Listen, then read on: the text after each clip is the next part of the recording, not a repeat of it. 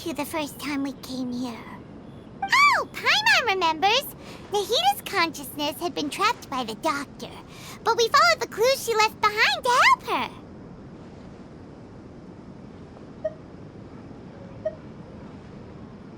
So much time has already passed since then, and it seems Sumeru's changing for the better now that Nahida's in charge, right?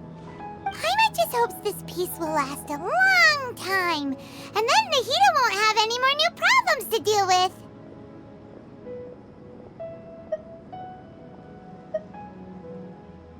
Yeah, guess you're right.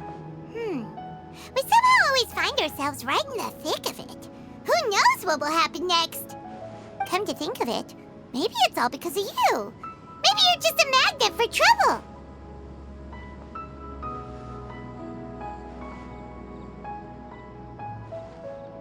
Huh? Me? Before Paimon ran into you, Paimon never ran into any trouble. At most, when she was super tired, Paimon got caught in some strange whirlpool and sucked out into sea. And even then, you fished Paimon out. Anyway, for Nahida's sake, maybe we should think about heading to our next destination for now.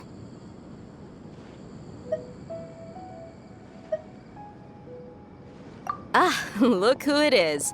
Running into you in a place like this? I can see you two still love wandering around. Oh, it's Dia! Since when are we just wandering around? We're usually taking care of some serious business. Even though it may have nothing to do with our journey. But never mind that. What brings you here? I just finished a commission in the desert for a usual client of mine. Nothing too interesting. Just escorting a shipment of goods. I'm on my way to report back. That's when I saw you two all the way over there, chatting away. What were you two talking about anyway?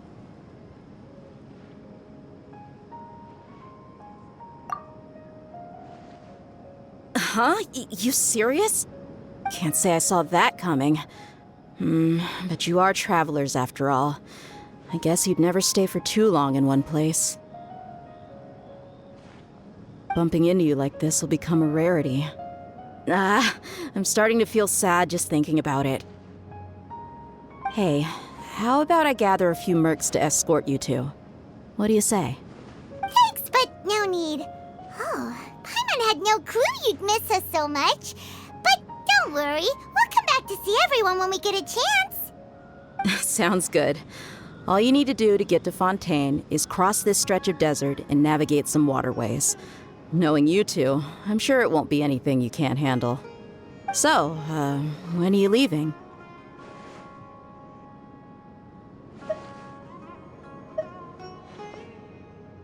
Oh, wait a sec. Paimon just remembered there are still a few dishes in Sumeru that Paimon hasn't tried yet.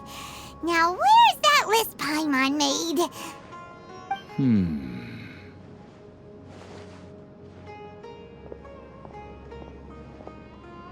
I see. Guess you won't be needing a going-away party or anything. It's sad enough to see you go like this. Though, now that I think about it, Sumeru wouldn't be what it is today without you. Seems true heroes always prefer leaving quietly.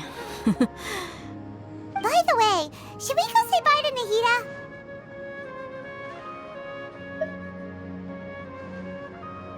Oh, good point.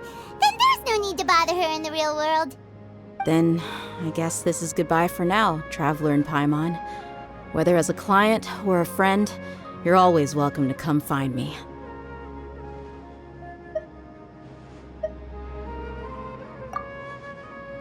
Goodbye, Dia. Bye-bye, Sumeru.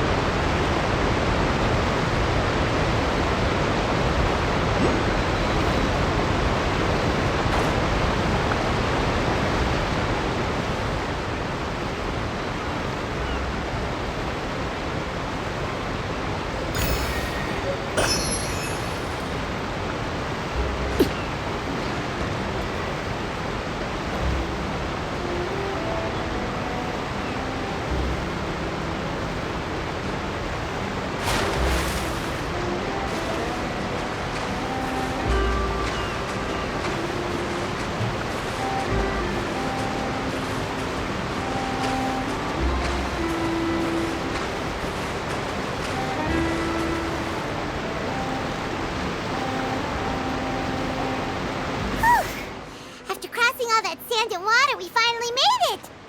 Oh, this must be Fontaine's port. Wow, everything looks so advanced in Fontaine. Paimon's heard that the industry here is extremely developed, and there are all kinds of unusual machines.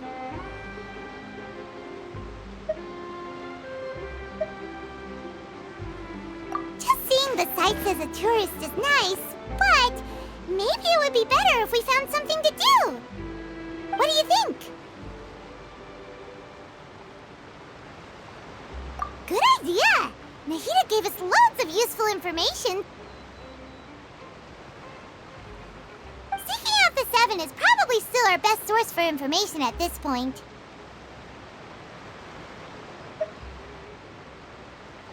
Yeah! The more we can learn, the better. So, what do you think the Hydro Archon's like? Will we get along? Nahida said that she has a very unique personality, whatever that means. To learn about a nation's god, start with the nation's people. There seems to be some locals talking over there.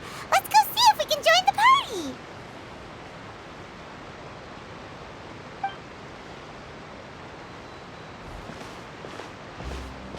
If you ask me, it's a tragedy how things ended for him. Clearly, he was a pretty decent person. Yeah, I didn't expect that kind of ending for him. I thought he would at least fight on a little longer for his family. I was expecting a sudden plot twist, but it's a pity that it never happened.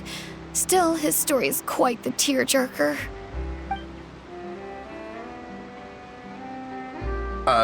Excuse me. Can I help you too? I couldn't help but notice you standing here listening. Hi. We're travelers new to Fontaine, and we had something we wanted to ask, but you seem to be really busy talking about some kind of play, so we didn't want to interrupt. Play? Oh, no. We're talking about something that really happened. In fact, it's a case that was just heard a few days ago. Really?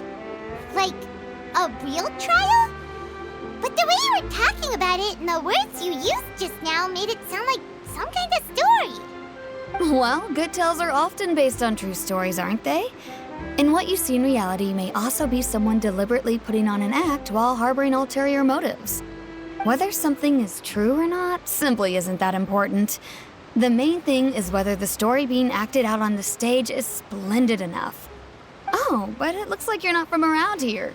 You probably don't know that the Fontaine Court of Justice is called the Opera Epiclese, or more commonly known as just the Opera House. But, shouldn't court cases be treated a little more seriously than that? Not to question Fontaine's way of doing things, it's just that putting someone on trial is usually a very serious thing. No worries. Other visitors to Fontaine have wondered the same thing. You could say that we just don't want to waste the moving stories behind those cases. And as for your worries about whether the cases are treated with due reverence, we have the absolutely just and honorable Chief Justice Neuvillette, as well as the Oratrice Mécanique d'Analyse Cardinal, a machine created by the Archon. Between the machine and the Chief Justice, false charges and injustice are a thing of the past now.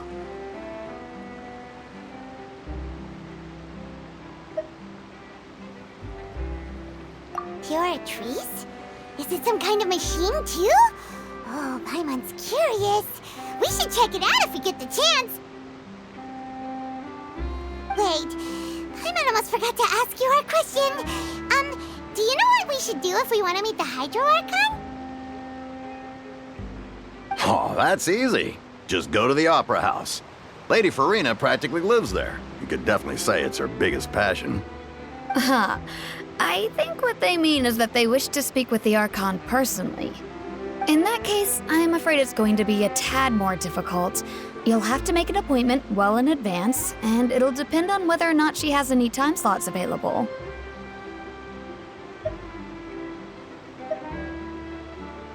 Huh. Is the Hydro Archon super busy taking care of official stuff? Wait, didn't you say that she's always at the Opera House? No. Lady Farina seldom takes an interest with the nation's affairs. The reason it's difficult to make an appointment is simply because she's incredibly popular. That's right. After all, she is the Archon. Though she may tend to get a little dramatic from time to time, people can't get enough of her. Huh. First time Paimon's ever heard of an Archon being described that way before. Wait! Paimon gets now! The Hydro Archon is kinda like a big celebrity here, right? Yeah, I suppose you could say that. Perhaps you could even say our mascot. Hang on. This is still Fontaine's Archon you're talking about. You should show some more respect. Yes, you're right. I guess I should at least try to be a little more respectful in front of visitors. Otherwise, I might get arrested and find myself face to face with Monsieur Neuvillette. Come on. Sure, there's a lot of laws here, but nobody's going to be arrested for saying something disrespectful about the Hydro Archon.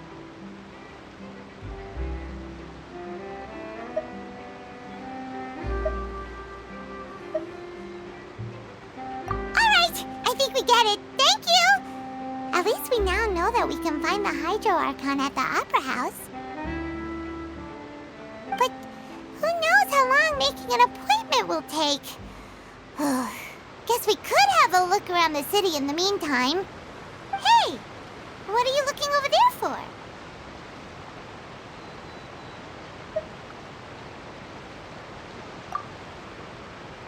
Huh. Maybe something's the matter.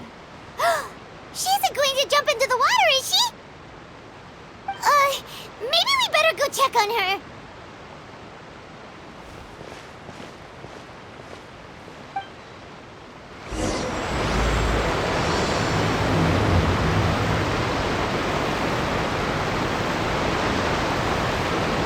Hey, how about we get some tickets to the next trial? I think we'd better wait and see what kind of case it is first.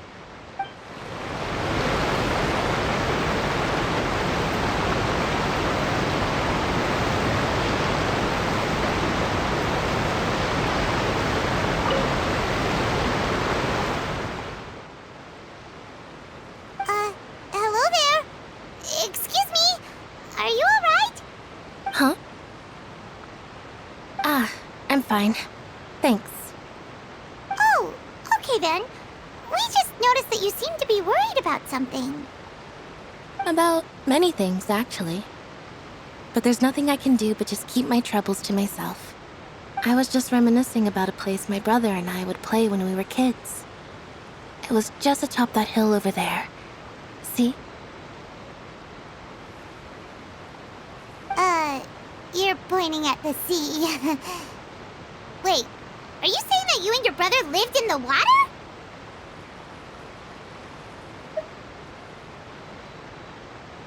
No people call the waters around Fontaine a sea.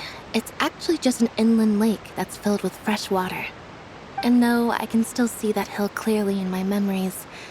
Now, it's been completely submerged. He would skip and jump, tossing sand in the wind. The sun shone brightly, and the air was filled with the scent of the sea. But now, the water is gradually swallowing our memories. It won't be long before it swallows us. Sorry. Paimon doesn't really get what you mean. I don't believe we've had the pleasure of meeting. Are you Lynette's new friends? Oh, and you are? Thanks for looking after my sister. She often comes here to reminisce about our childhood, that's all. There's no need for any concern. Oh, allow me to introduce myself. I'm Linny, and this is my sister Lynette. If I had to guess, I'd say you must be travelers from abroad. Nice to meet you. Paimon is Paimon, and this is the Traveler. We just arrived in Fontaine. We were just talking with your sister. Even though we didn't really get what she was saying. I see. It's unusual for Lynette to be so willing to talk with anyone. In fact, she seldom speaks at all. I'm usually the only one she ever talks to. Oh, really? Then you two are just like us. Paimon's always the one talking for some reason.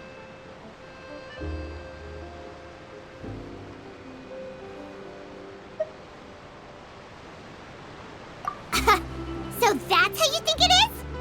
I also think my brother can be too talkative at times.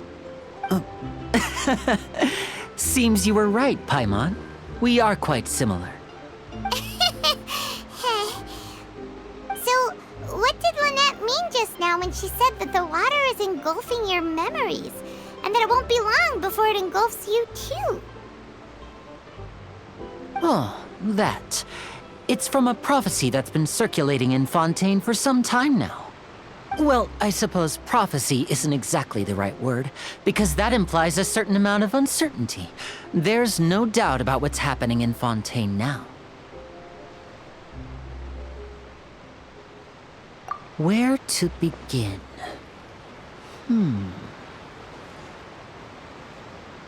Let's put that question on hold for a moment. We still haven't formally greeted each other yet, have we? Did all the introductions earlier not count? Hello, traveler.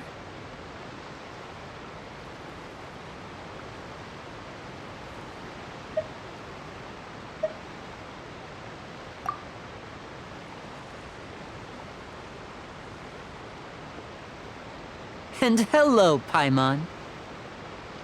Hey! Why didn't Paimon get a handshake? You're not poking fun at Paimon, are you? Please, don't take offense. Just consider it a sort of etiquette we have here in Fontaine when making new friends. You should remember it. It might prove useful. Oh, all right then. Well, Paimon's just happy to have a local friend now. By the way, we were just getting ready to go to the Opera House to meet the Hydro Archon. Would you be able to show us the way? So you're going to see Lady Farina? No problem at all. In fact, I was planning to go to the Opera House later myself. I'll gladly take you once I finish things here. Please, follow me.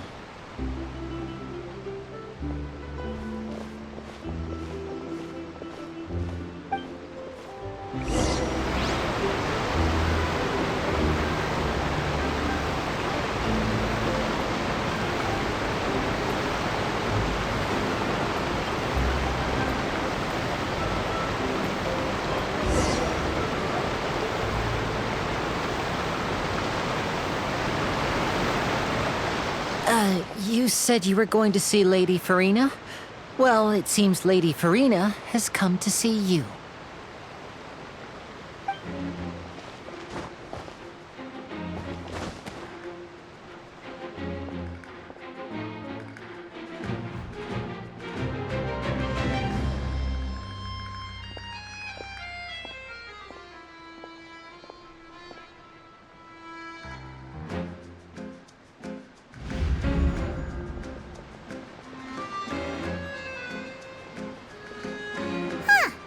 So, she's the Hydro Archon? But how did she know we were looking for her? My dear people, rich and poor, those with cup in hand and those with nothing at all, raise your glasses in celebration. If you don't have one, then just raise your hand in lieu.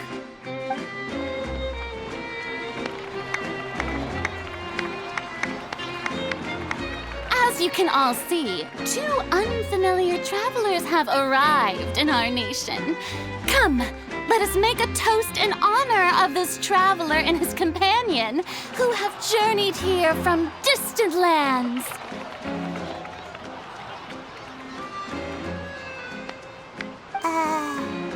Is she talking about us?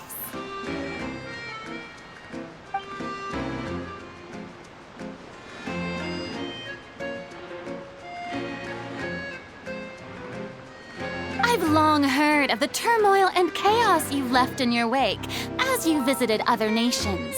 But I welcome you nevertheless. No, I have come to receive you personally.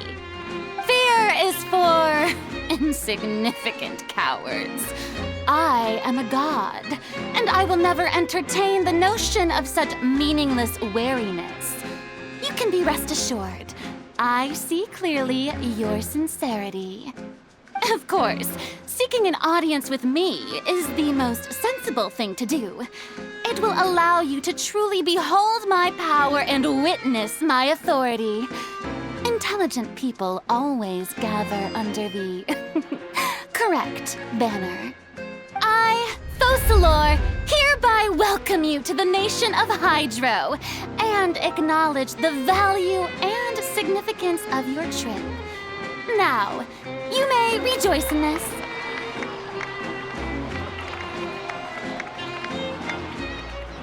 Yeah, Paimon still can't believe it. Feels like we've only been here for a few minutes. But the Hydro Archon's entrance was, how should Paimon describe it? A little over the top? Miss Hydro Archon? How did you know we were coming? I see.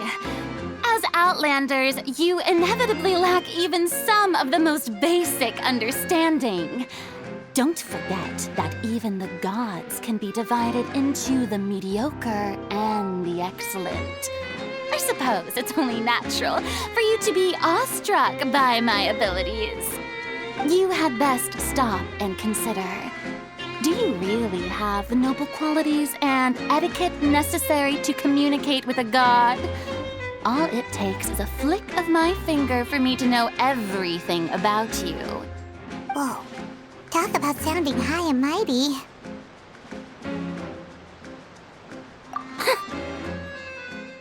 Oh? What's with these looks? Perhaps the welcoming ceremony still isn't enough? What else should I say then?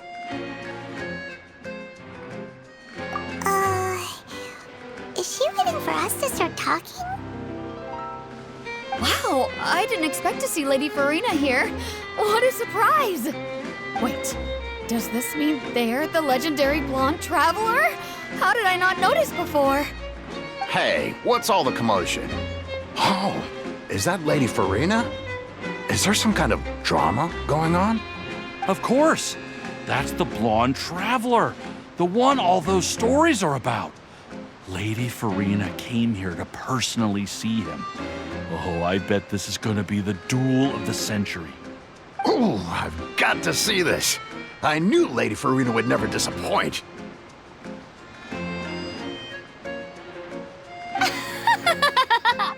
Yes, but don't get too excited now.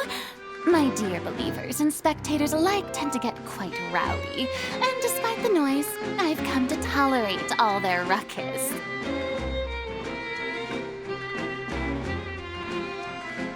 You may consider this my reward to all of you.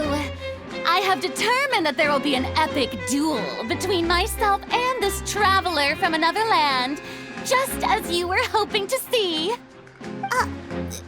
Now she wants to fight? Aren't we getting a little ahead of ourselves?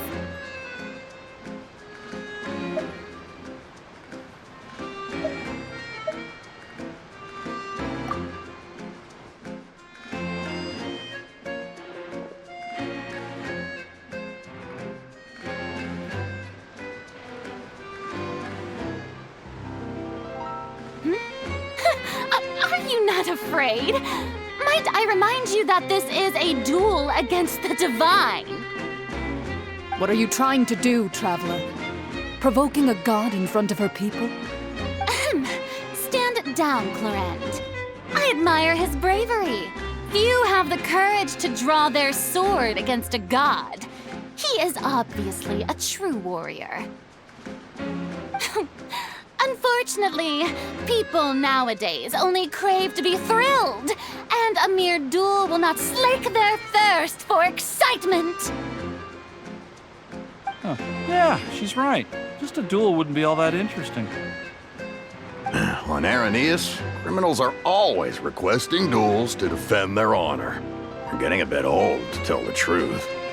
You see. Then, as the god of justice, I shall face this traveler in another kind of duel. A duel in court! All right! Now that'll be worth seeing! Right. This is Fontaine, after all. Such a grand opera house, it would be a pity not to use it. Why do you care so much about the crowd's reactions? Seems you've spent a little too much time in the opera house. Besides, how exactly do you plan to have a duel in court? You mean you're going to put us on trial?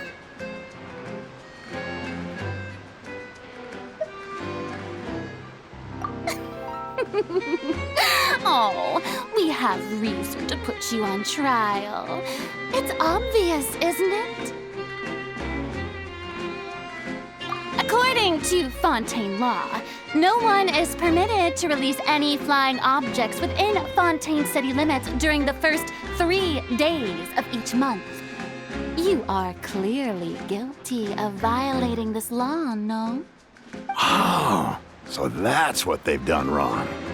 That's our Lady Farina. No one knows the laws of Fontaine like she does. You call that obvious? What kind of law is that? Wait, flying object? You mean Paimon? Precisely! Now, if you two have no objections, then in the name of the Hydro Archon, I order your arrest. My apologies, Lady Farina. I don't mean to spoil the fun. But if you would allow me to interject, I don't think that Paimon here meets the definition of a flying object. You tell her, Linny! Finally someone who's not crazy. How could anyone call Paimon a flying object? Ah, great magician Linny, my beloved citizen. I'll permit you to object, but how exactly do you plan to prove your claim? As a magician who just rained on your parade, I naturally should shoulder the responsibility of saving the show. So, with such an audience gathered here, allow me to perform a trick for everyone.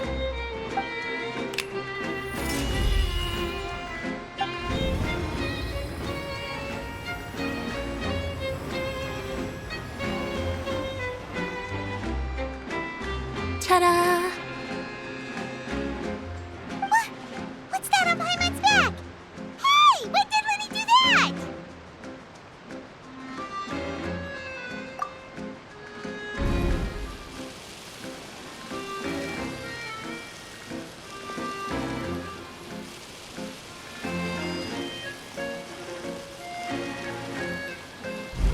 There.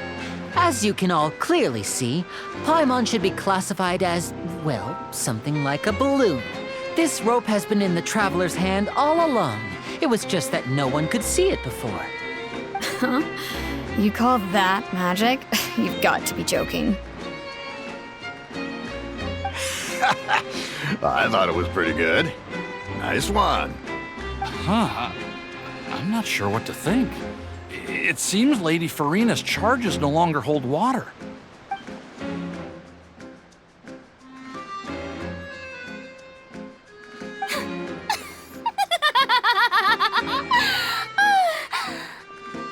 Amusing. Very amusing, Linny. Just the sort of unexpected twist that I enjoy. With you here, today's performance can finally be called complete. Performance? You see all this as a performance? In which case, consider the matter of your trial resolved. The god of justice will not bring charges against an innocent person. But when there are valid grounds, I will not only judge travelers from abroad, but even the gods of other lands.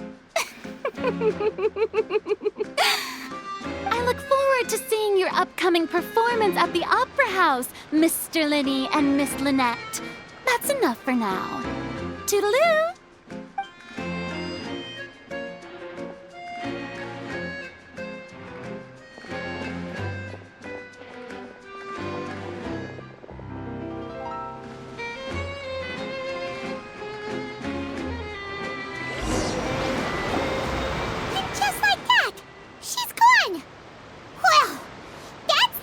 Unpredictable Archon Paimon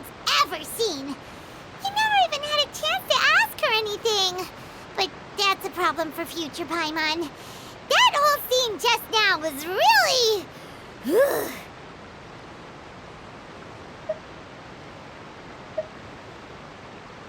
Don't mention it. I just happened to remember that there was such a law, so I did a little preparation, just in case. I didn't think it would actually come in handy. So, now do you see what kind of god Lady Farina is? She can be a bit confusing at times, but she is still amenable to reason.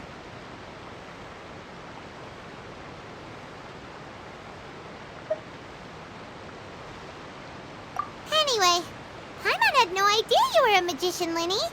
It sounded like you'll be performing at the Opera House, right? I just know a few simple tricks I use to make a living. Lynette is my assistant. It will actually be my first time performing on the most prestigious stage in Fontaine, the Opera House. But isn't the Opera House where criminal trials are held in Fontaine?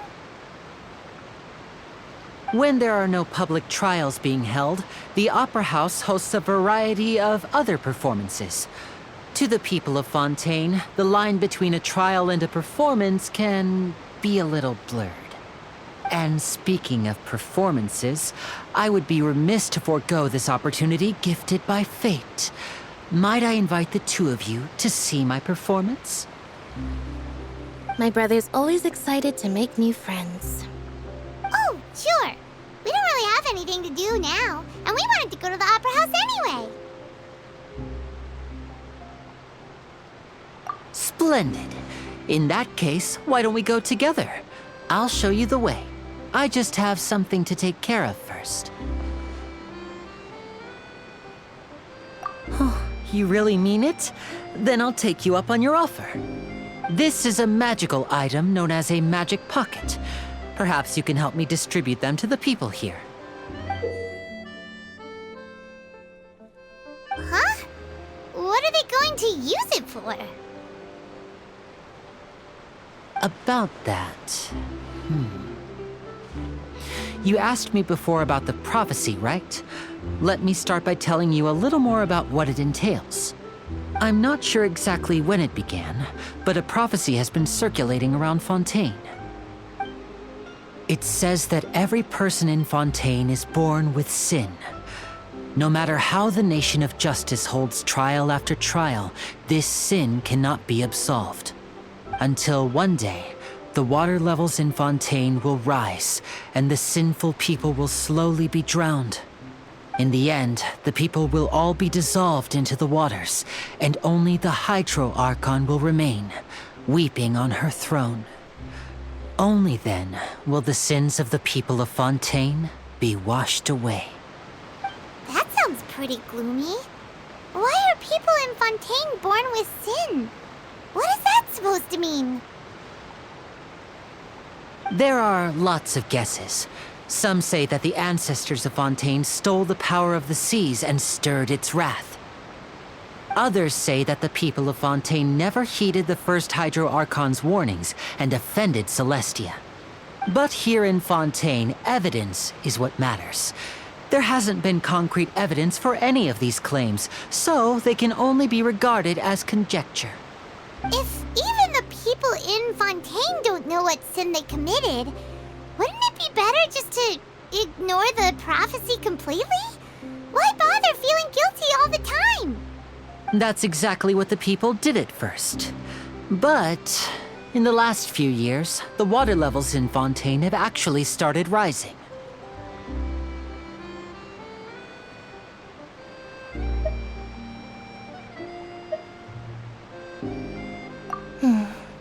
Many places have already been completely submerged, and now lie beneath the sea.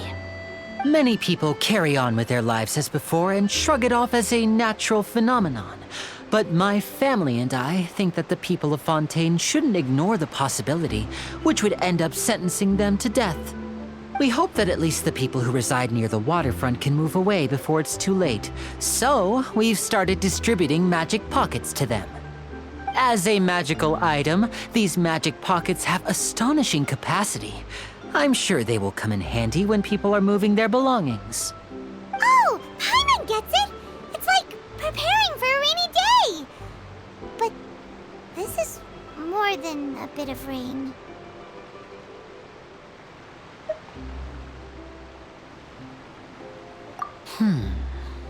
Perhaps only absolute power could ever contend with such a catastrophe. But who knows?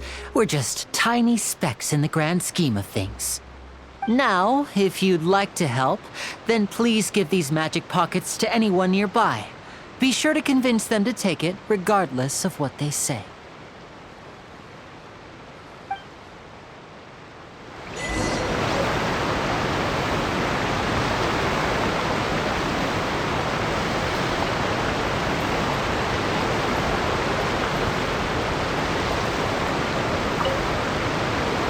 What's this? So you also believe in the prophecy. Keep it. I won't have any use for it. What? You mean you don't believe in the prophecy? No, I believe in the prophecy. But I also believe in another story. The story says that people once lived in the ocean. They were one with the ocean and couldn't live apart from it. But as time wore on, people desired to live on land and developed blood vessels, encapsulating the sea within their bodies. Thus could people set foot on land. So, if you ask me, when the water rises and takes us all, it'll be like we're going home. Oh, we hadn't heard that one before. But people can't live underwater. They'll die. You should probably still take it. All right, I'll take it. I guess I just feel that being dissolved into the water doesn't necessarily mean death.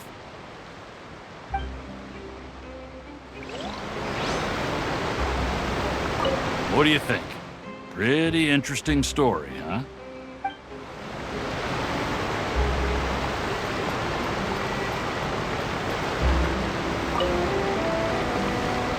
So you're the blonde traveler that everyone's been talking about. My apologies for not recognizing you earlier. Oh, a magic pocket? Seems you really thought of everything. I guess it's better to prepare for the worst and hope for the best. Thanks. Please, also thank the magician on my behalf when you get the chance.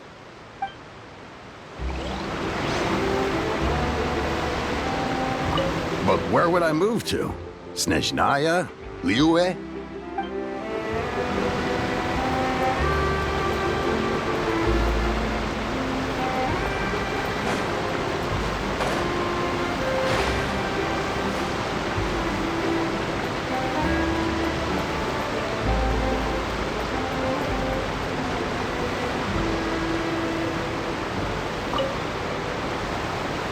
Huh?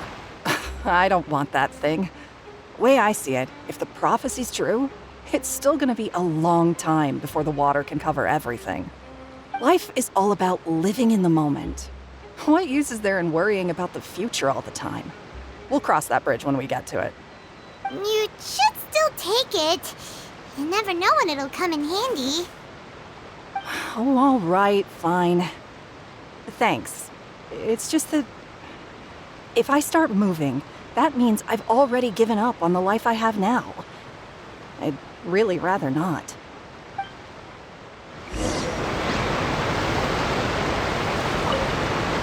I really can't imagine what it would be like if things changed.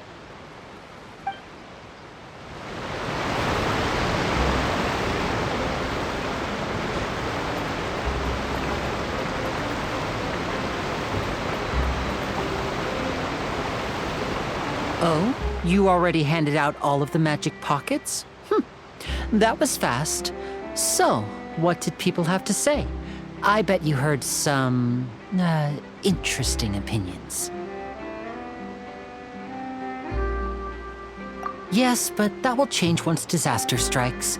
I know they'll change their minds, so it's only right to help them prepare. Is there anything else you need to do before we leave? Yes, one last thing. I have the magic pockets made by a workshop in the court of Fontaine. Since we're out and about, I was thinking about bringing him some more materials. So, you want to collect materials? Just tell us what the materials look like and we'll help. Many hands make light work. Oh, that would be much appreciated. We'll need some Romaritime flowers. I remember seeing them near the waterfront on the east side of the harbor.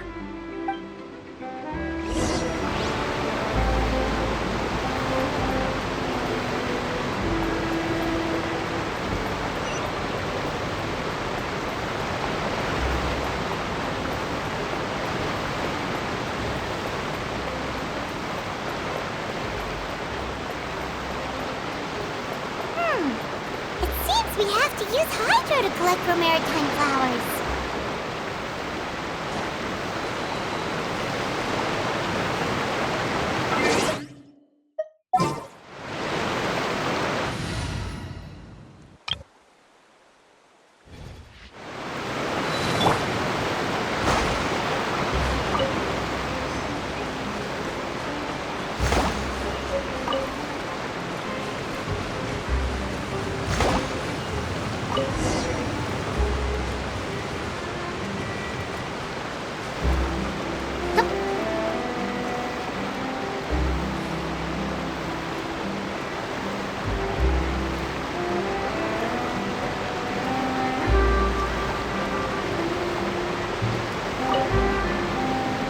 You made quick work of that. I can tell you're an experienced traveler.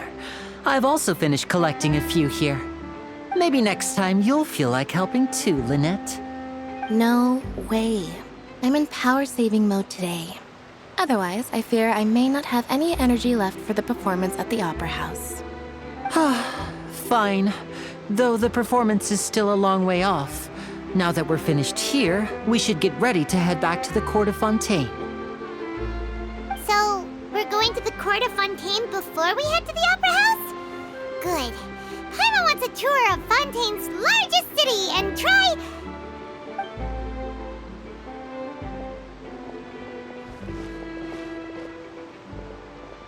Wait, shh. Have you noticed that person over there? The young girl. Huh? What's wrong with her? Paimon didn't notice anything. She's obviously a thief. Magicians and thieves practice similar methods. We divert attention, and a distracted audience is one that won't discover what you're really doing. Watch her movements carefully.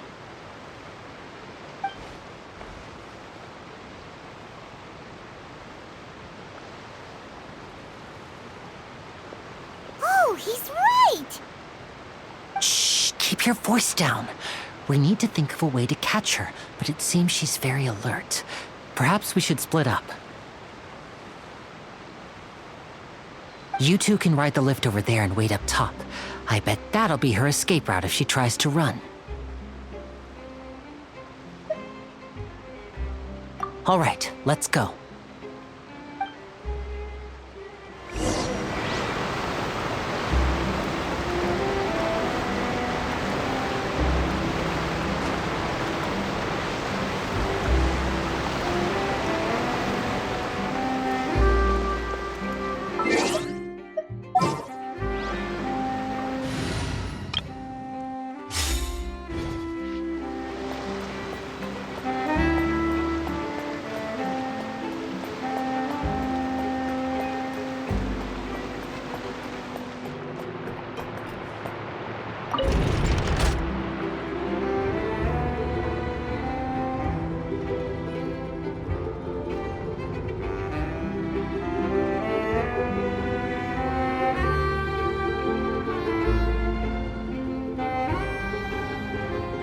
Staring into my eyes is ill-advised. I can't promise you'll like what you see.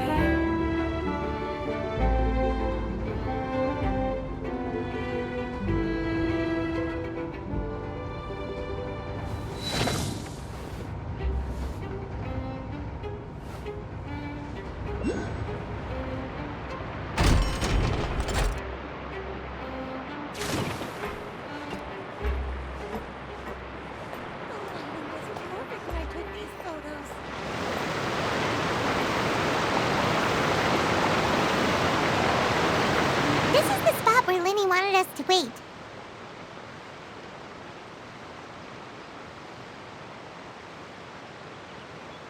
Oh, look! Isn't that her?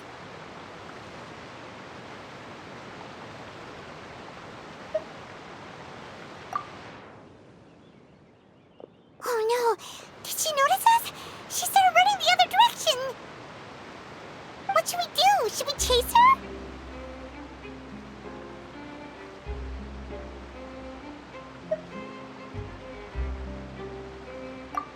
You're right. She might also be trying to lure us away.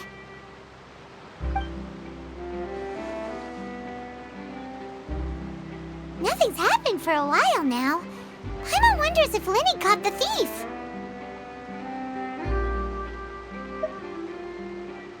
Yeah, let's go.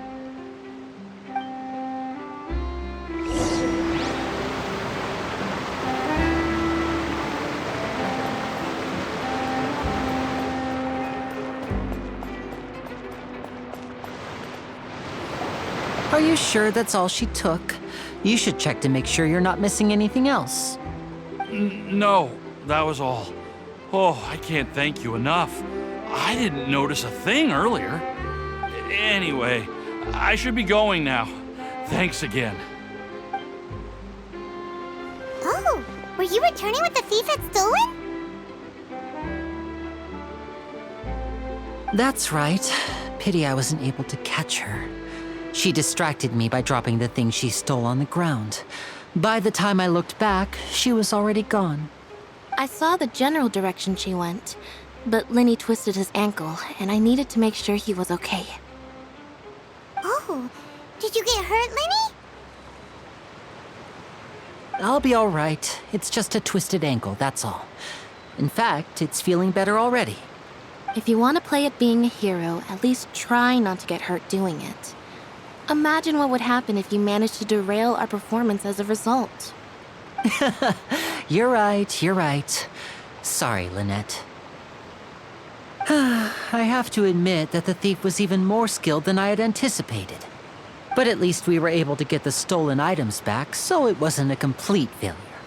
What a slippery little thief. Guess things turned out all right in the end, though. Linny's initiative paid off. All right, let's put this little detour behind us. We should go to the court of Fontaine now.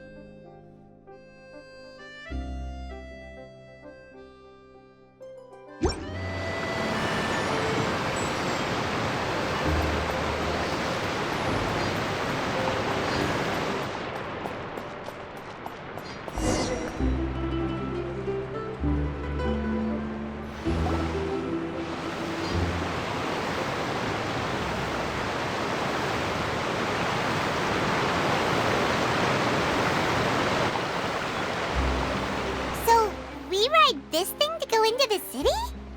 What an ingenious way to get around!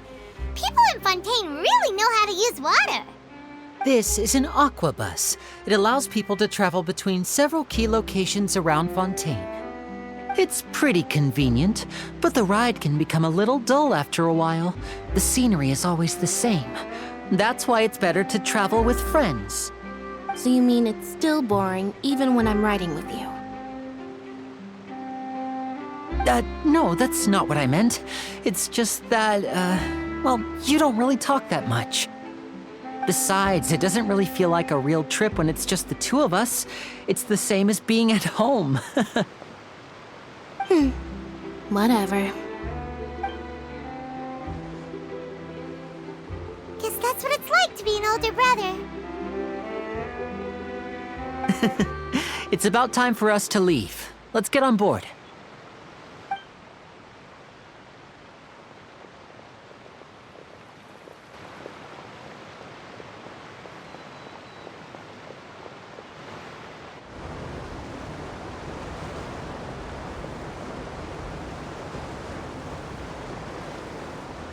Oh, excuse me! Aren't you the great magician Linny and his assistant Lynette? Hello. I don't believe we've...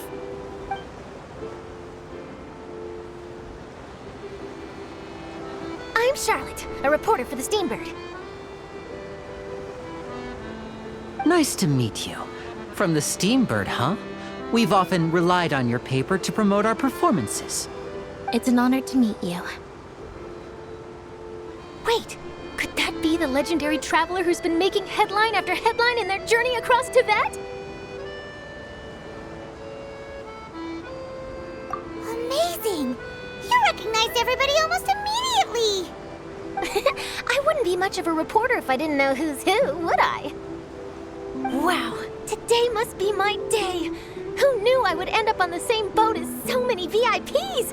Could my vision finally be showing me some favor? So, Charlotte, what do you usually report on?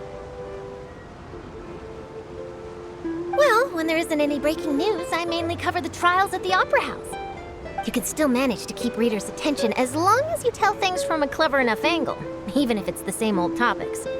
For example, reporting on how a scammer once deceived vulnerable girls into relationships, or how a financial criminal was once so poor that they ate a single piece of bread for 5 days.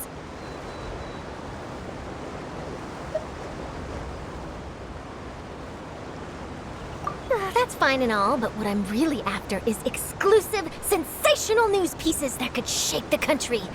These smaller stories are a waste of my talents. Oh, I just remembered. I've been following a case lately. Well, a series of cases, actually. You mean the serial disappearances of young women case? That's right! These stories are the talk of the town right now, and it's probably the most mysterious case we've ever seen. If I'm the first with a draft ready to publish when the case is finally cracked, and it's the headline story in the Steambird, oh, when that happens, I bet all the other reporters will shed tears of envy. I've already gathered all kinds of materials. I just can't wait for the truth to be revealed. So, what is the serial disappearances of young women case? You mean the culprit hasn't been found? That's right. The first missing girl case happened almost 20 years ago. And ever since, after a period of time, another girl disappears. What the cases have in common is that the girls are all of a similar age, and that they've all vanished without a trace. But the scariest part is that to this day, none of the girls have ever been found. Many suspects have been arrested over the years in connection with this case, but shortly after each arrest, another disappearance would always happen.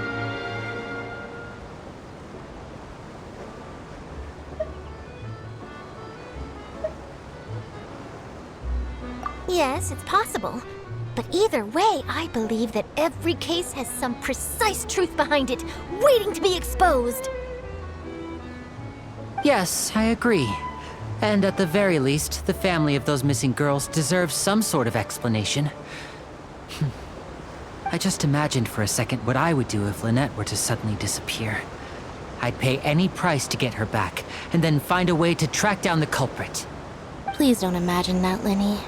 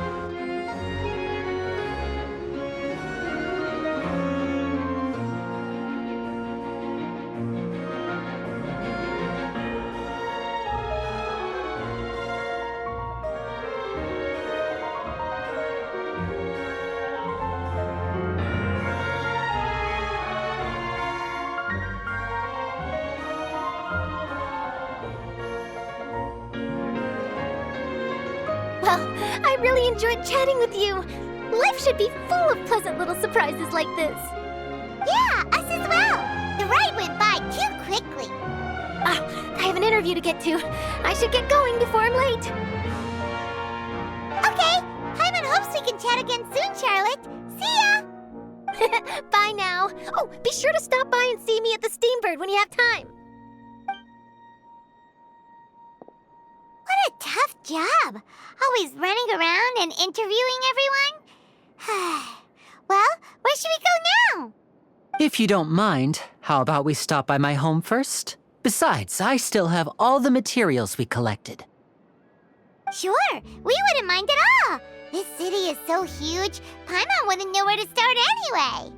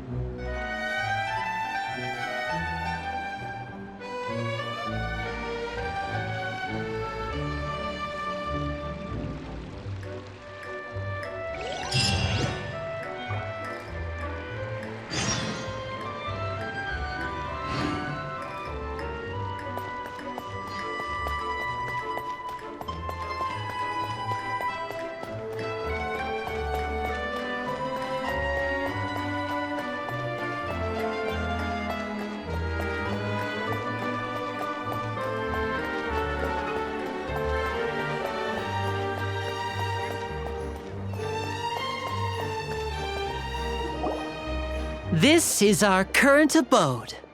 Ah, Fremine, you're home. Where did everyone else go? I have some new friends that I would like to introduce. Oh, they all just went out a moment ago.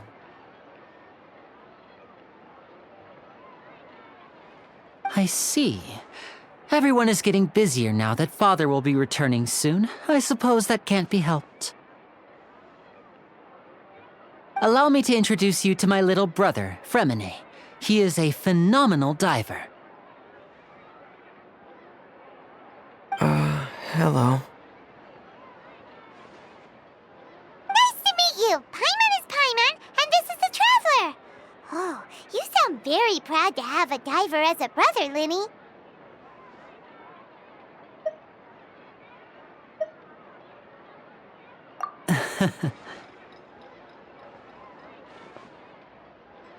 Linny, could you come here for a moment?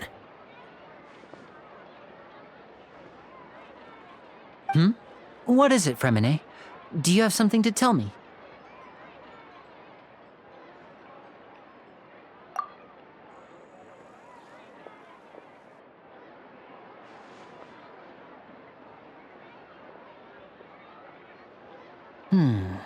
Okay, I see. Is everything all right? Oh, it's nothing. We were just discussing a little housework. Sorry for the interruption. Oh, before I forget, the Traveler and I collected more materials to make magic pockets. Were you able to get any, Fremine? Yes, I went diving and gathered lots of materials.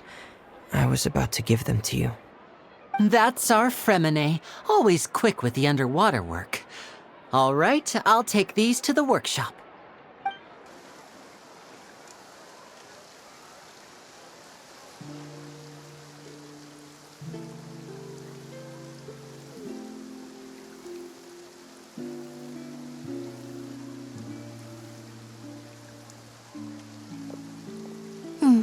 Looks like rain.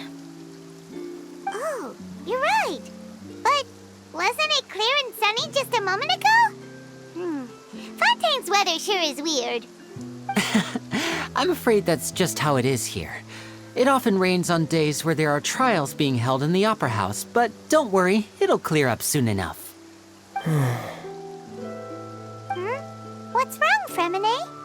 There's a legend about the rain that I tend to believe. It's said that a dragon of water once resided in Fontaine. Though we don't know where the dragon went, every time it weeps, the the skies will cloud up and pour out rain. When I was a child, my mother told me that if I wanted to go outside and play, I should yell toward the sky at the top of my lungs. Hydro Dragon! Hydro Dragon! Don't cry!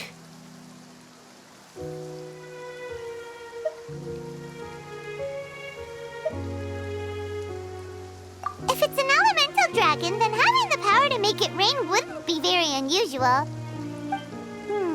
Let Paimon try something. Hydro Dragon, don't cry!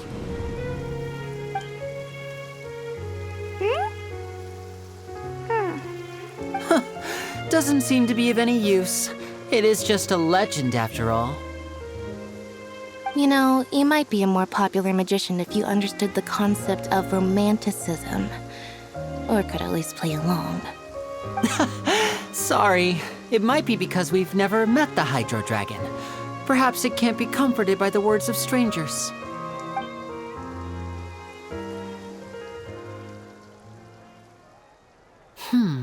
It rained for longer than I suspected. Oh, it's already getting late. Was there something you needed to do, Linny? Yeah, some preparations for the show at the Opera House.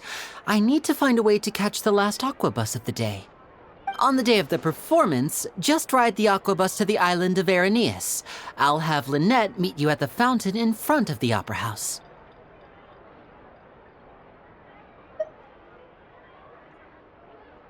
Oh, are you leaving now?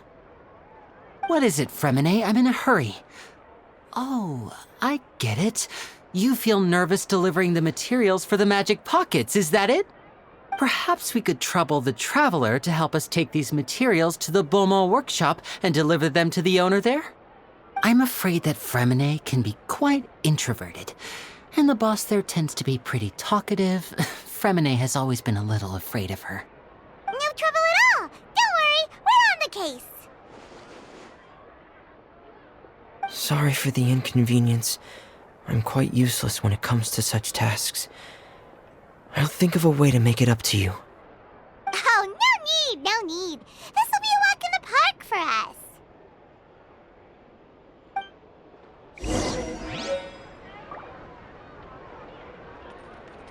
us. Thanks again, you two. I really can't deal with that lady.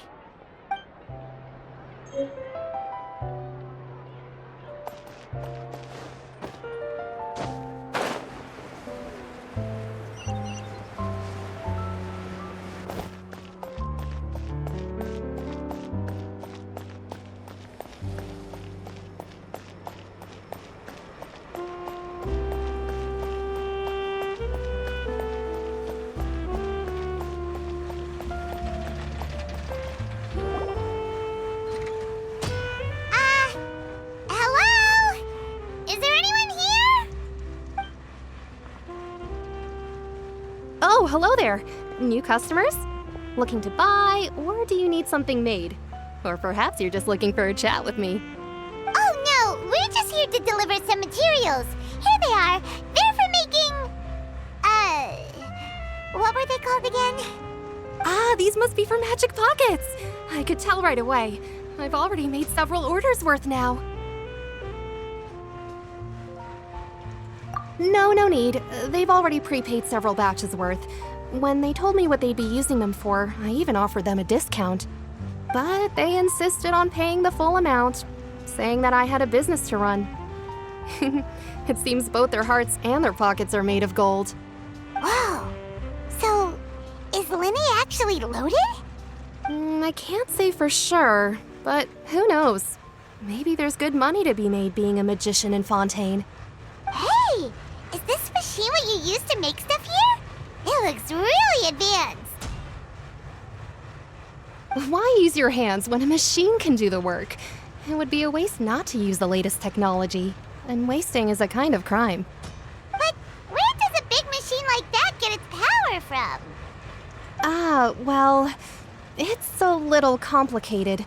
I'm not sure I can put it in layman's terms for you.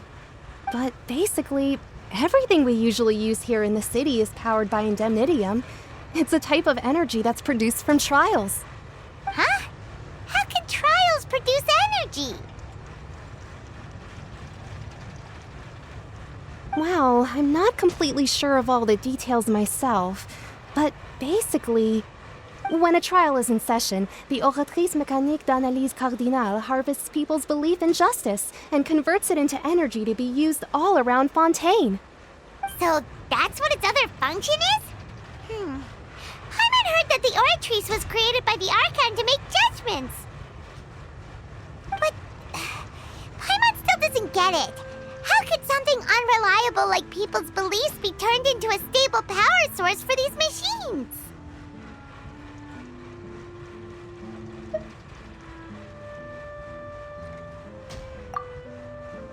Oh, yeah! So that means the Hydro Archon relies on the machine to take the energy created by belief and turn it into power for all of Fontaine, right? Even though I've never heard anyone really put it that way before, it sounds like it makes sense. Besides indemnitium, we have another type of energy called pneumosia. It isn't produced by the power of the Archon, but it is unstable by nature. Even now, it still cannot be widely used by civilians. I thought I'd find you hard at work, but here you are chatting the day away. Since you're already talking, I'm sure you wouldn't mind a few words with me. You again? Didn't I already promise you that I'd have the more I owe to Confrérie of Cabriere by next month? Why are you hounding me now? Yeah, but how do we know that you won't go running off by the end of this month? I want 50% today. Wait, no, 70%. Huh? You... Seems business isn't so great for the workshop. We've already finished our job and delivered the materials. Maybe now's a good time to leave?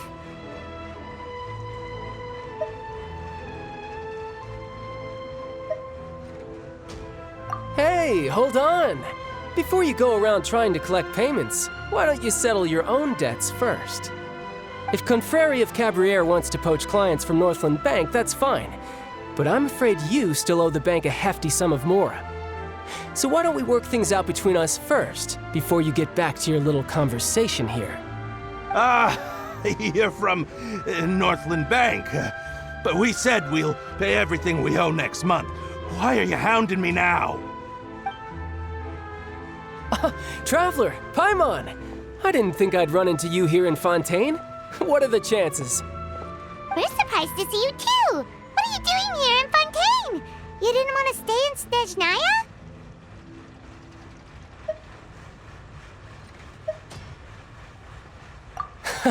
Long story short, I've already been in Fontaine for some time now, and honestly, things have been pretty boring. But it seems that fate brought our paths together today. Not only will I have some good friends here now, but ones who always seem to find trouble. Either way you look at it, it seems things are going to get a lot more interesting now. Pretty sure we'd want to avoid anything that you'd find interesting. Besides, our trip here has gone pretty well so far, right, Traveler?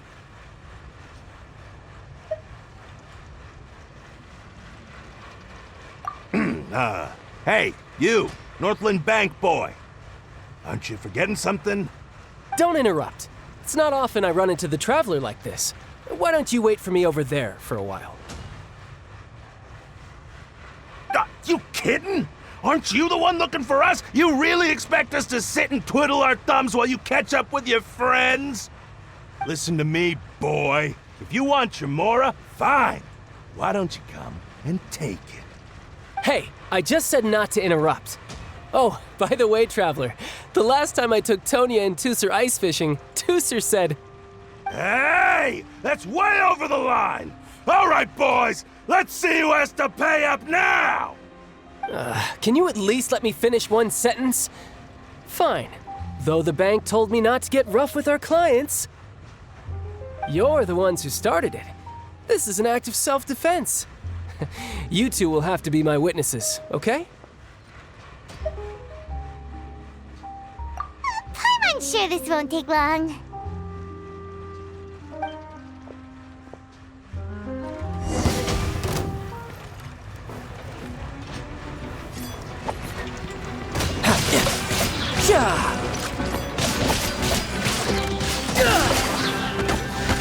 Shouldn't let your guard down. Yeah.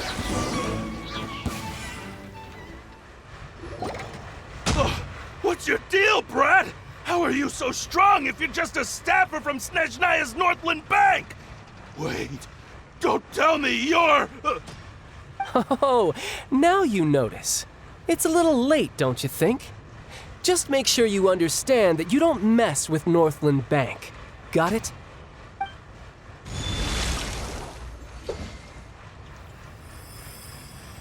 Huh? Now's my chance!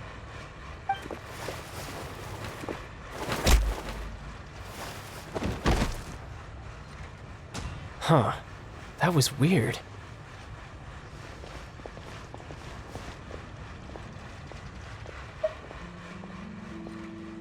I'm not sure. It's as if I suddenly lost control of my hydro powers when I needed them. Maybe there's something wrong with my vision? Strange. How could that happen? First time Paimon's ever heard of someone losing control of their vision. Never mind. It doesn't matter. If I want to stay sharp, I shouldn't be relying too much on my vision anyway. Besides, I always have my delusion in case I need it.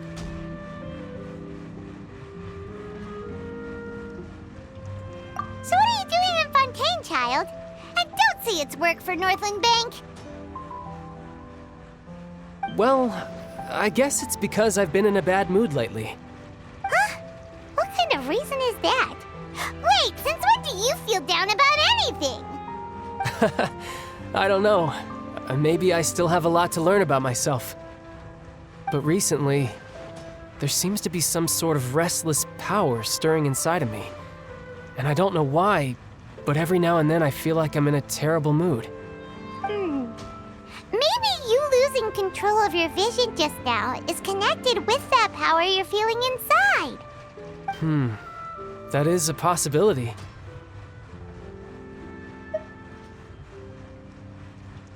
I can't remember if I ever mentioned it before, but when I was 14, I fell into some unknown abyss.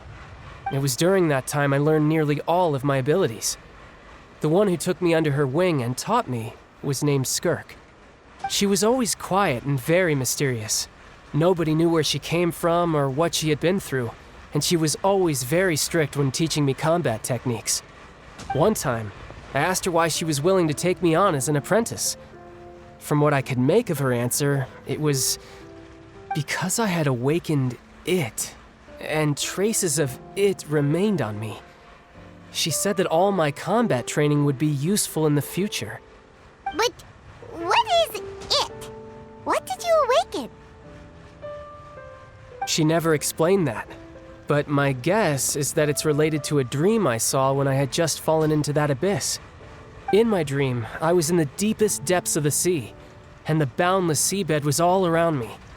But in front of me appeared a whale that was so massive, I felt like I couldn't breathe. A whale? Oh, that sounds familiar! When we fought against you before, you summoned a huge whale that seemed to leap at us. Is that the one? That's just an abstract form of a whale that I create using my elemental powers. It takes that shape because the scene I dreamt of the whale has always been stuck in my mind. I'll never forget it. So you used the whale as inspiration for one of your moves? Huh. Seems a little twisted to Paimon.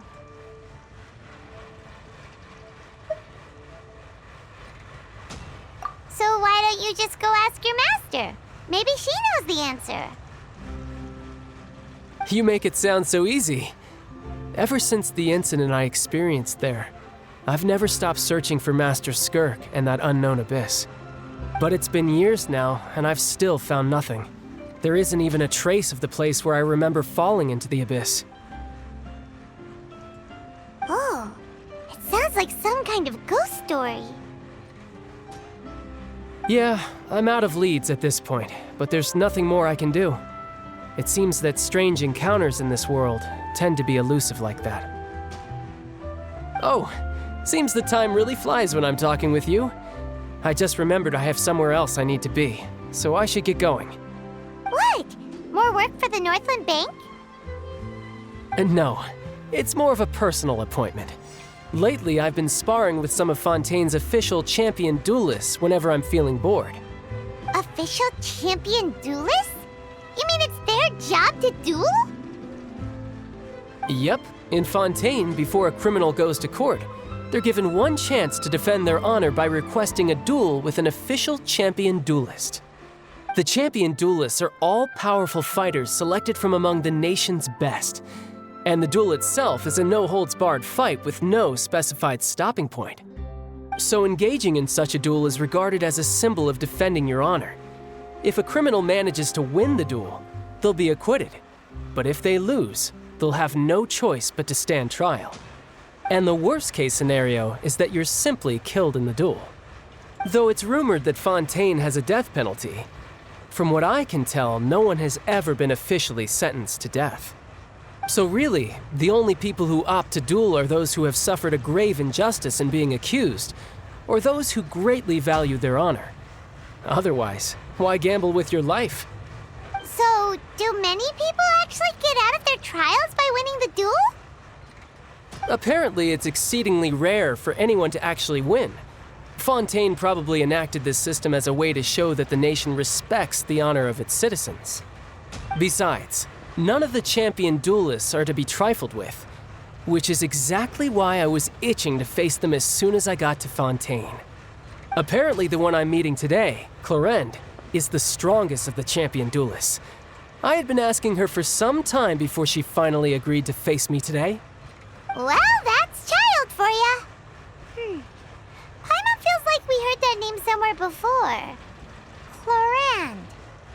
Huh.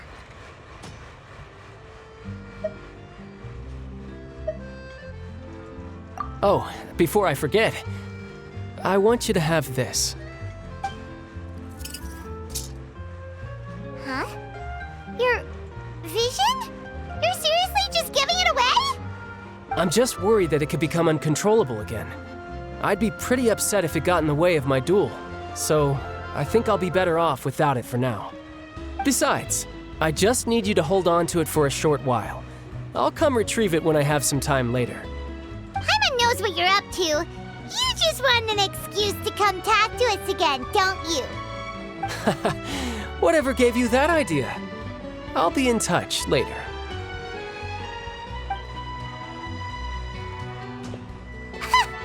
That sneaky guy. He said he's been feeling down lately, but he seemed the same as ever to Paimon. Well, since we don't have much to do for now, we might as well walk around and see the city before Lenny's performance.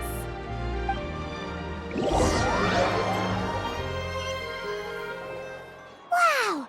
Who could have seen that coming? The reporter who was barely around for most of the story was the murderer all along!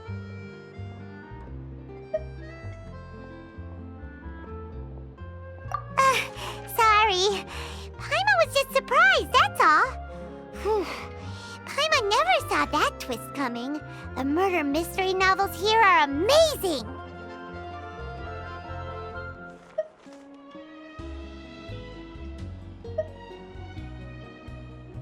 The whodunits here in Fontaine are a lot different than the light novels you see from Yai Publishing House. Both have their merits, but Paimon thinks this style of novels are more, well, novel.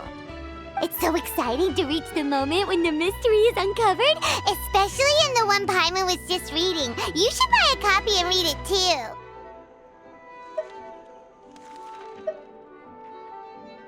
Oh, sorry about that. Paimon will be more careful next time.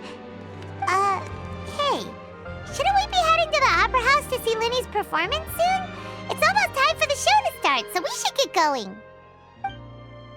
Lenny said that the Opera House is on Aranias, so let's go ride the Aqua Bus!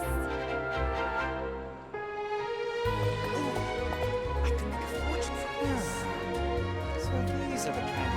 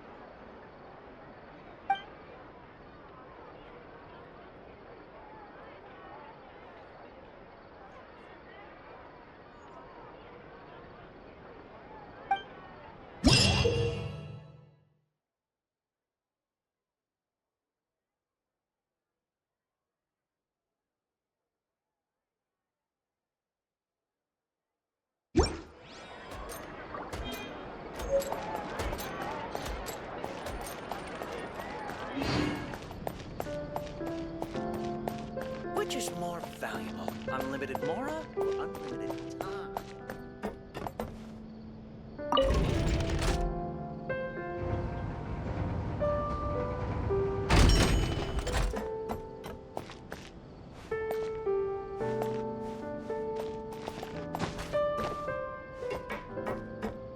Welcome to the court of Fontaine. Please watch your step.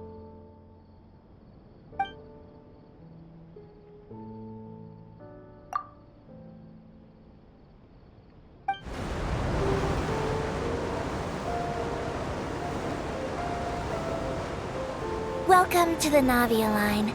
I am Elfan. The boat will be departing imminently. Please do not stick your head, hands, or other body parts outside the boat.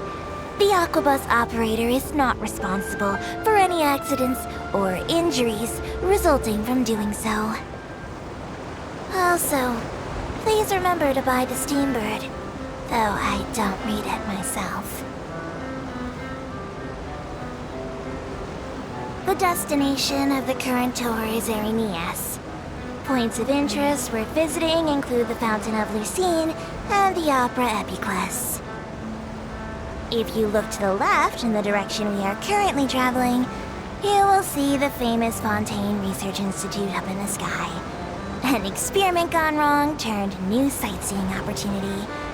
Human ingenuity truly is a wondrous thing.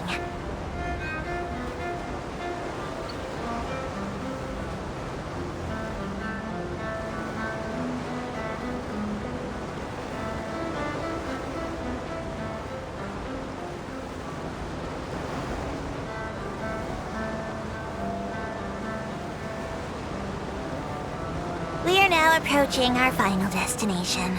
Please be sure to bring all your personal belongings with you as you disembark. Even though I will take any forgotten items to the lost and found, the paperwork is rather annoying, as nosing hands are not suitable for grasping pens. Please be careful when disembarking. It has been my honor to be your tour guide this trip. Thank you.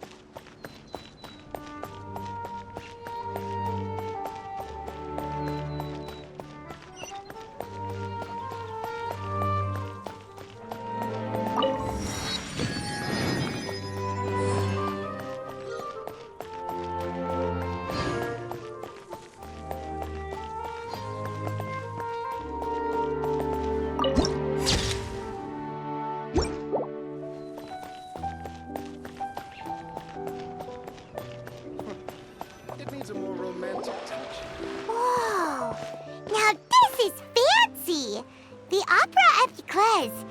What a place to hold a performance! No wonder Linny and Lynette were looking forward to it. Huh. Looks like there's a lot of people standing around the fountain up ahead. Oh, Archon, please bless us with a bright and healthy child. We pray. I don't know why you always feel the need to ask so much. I'll be happy as long as our child is healthy and lives a peaceful life. I guess if they're our kid, then there's no doubt they'll turn out smart. Maybe this is one of the customs in Fontaine. There sure are a lot of couples here. Vache.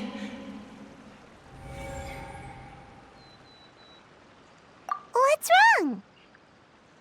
Vache. Vache.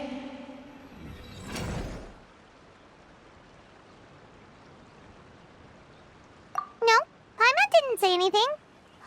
Are you hearing things?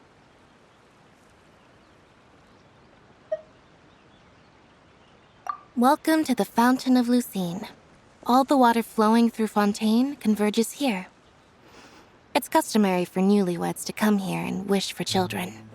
Ah! Lynette! You scared Paimon! What did you get here? Lenny asked me to wait here for you, remember? Right.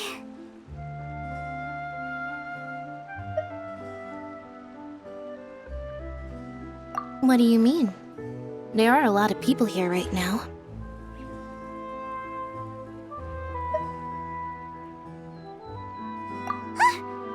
Hey, you're not trying to scare Paimon, are you? Besides, it's the middle of the day. It's not the time for eerie things. I see. I might be able to tell you something that could help explain the voice you heard. In fact, you might not be imagining things at all. I suspect that what you heard is a result of your hypersensitivity to the hydro element. Others in my family have had similar experiences. It's because of his sensitivity to the hydro element?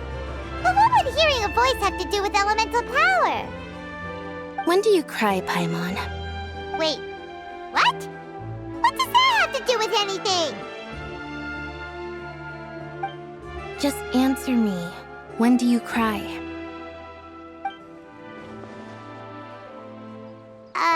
When Paimon's really sad? Oh, and when Paimon's super happy. Oh, and also when Paimon's really, really scared. Then you should understand that tears contain your most intense emotions. Like I just mentioned, the Fountain of Lucine is where all the flowing water in Fontaine converges. Even the tears that fall to the ground will eventually gather here. So maybe what you heard was the intense emotion coming from someone's tears.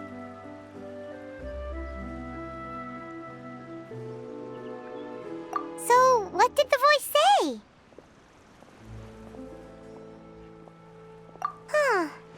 If you were hearing their emotions, then Paimon wonders what happened to them. Rather than worrying about them, we should worry about my brother first. Don't let that calm look of his fool you. He tends to get pretty nervous just before a performance. So chatting with Linny might help him relax a little before he goes on stage. Oh, right. That makes sense. Let's go in and see Linny.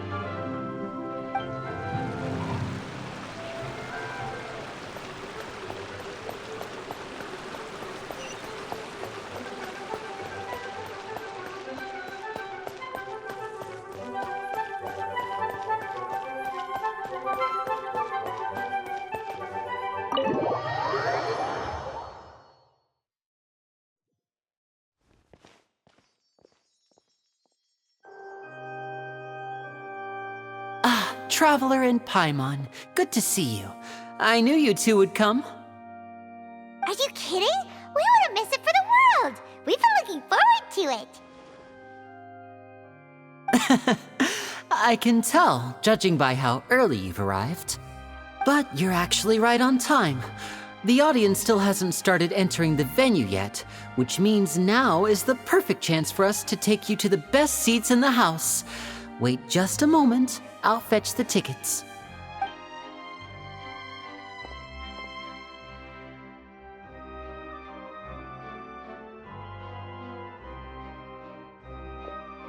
The Opera House has assigned seating, so you always have to make reservations. I've already reserved your seats, and here are your tickets. Ooh, front row seats! Thanks, Linny! Don't mention it. There's no need to keep thanking me. Hey, Linny! Could you come over here and take a look at this? Oh, I'll be right there. Seems there's an issue with the stage props over there. That's Cal, my assistant, calling me. I'll go lend him a hand.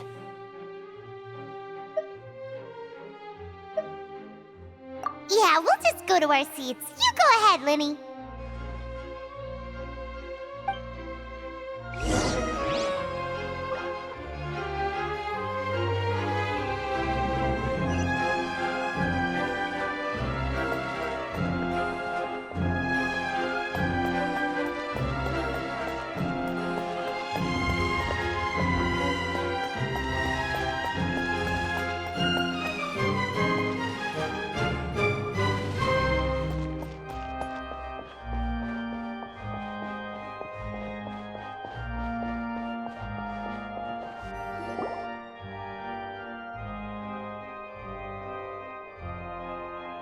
Oh, these should be our seats. Come on, let's sit down.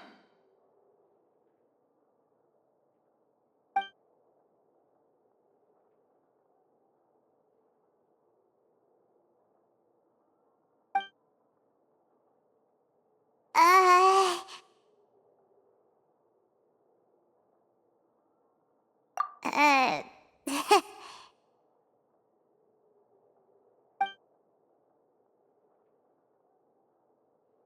Hey, Traveler. Maybe we should strike up a conversation with the person next to us. Since we're sitting together and the rest of the place is practically empty still, it's kinda awkward if we don't say anything.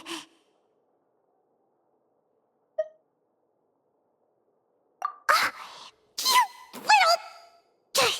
Of course you put this on Paimon. Excuse me, I did not realize you felt awkward. I am terribly sorry. I would be perfectly happy to chat with you if that is what you would like.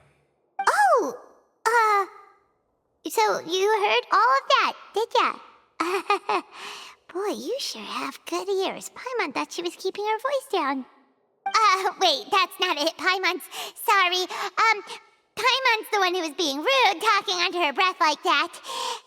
So, let's talk, but, what should we talk about? Oh, Paimon's got it. You're also here early and sitting in the front. Are you a friend of Linny's too? A friend, you say? Well, if Mr. Linny would like to be my friend, I would be more than happy to reciprocate. Oh, so you're not friends with Linny then? Oh, this is getting more awkward by the second. Paimon nearly forgot to make her introduction. Nice to meet you. Paimon is Paimon, and this is the Traveler. We just arrived in Fontaine. It is an honor to meet you two. I have heard of your deeds across Tevat. And as required by proper etiquette, I will also introduce myself. I am... Oh, Monsieur Neuvillette. What an honor it is to have you here to see my show. Ah, Mr. Linny. I should say it is in fact an honor for me to see your performance in person. Wait, Neuvillette? Could he be... I saw you all chatting just now, but it seems you still don't know who Monsieur Neuvillette is. Allow me to introduce you to Fontaine's Chief Justice. That seat is always reserved for him. It wouldn't be too much to say that he's the symbol of justice and honesty here in Fontaine. Ooh, sorry for being so rude just now. Paimon had no idea you were such an important person. No offense taken. Being Chief Justice is merely what I do for work. Nearly every person has their usual reserved seat, so I'm not so special, really. And by the way, I should probably let you know, even though I would prefer not to.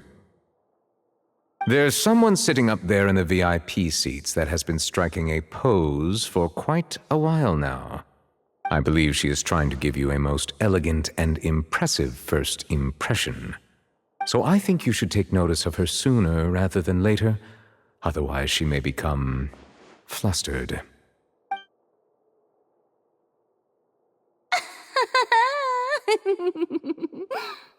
Huh? Oh, it's Farina, the Hydro Archon. Huh. She sure has a smug and satisfied look on her face.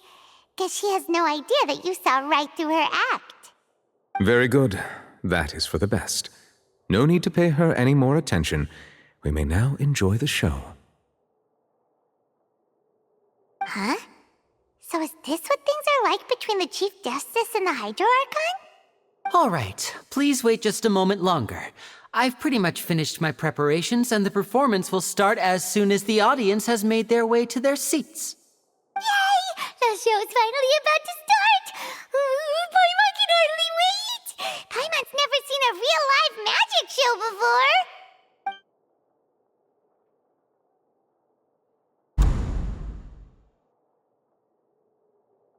Ooh! They're dimming the lights! The show must be starting!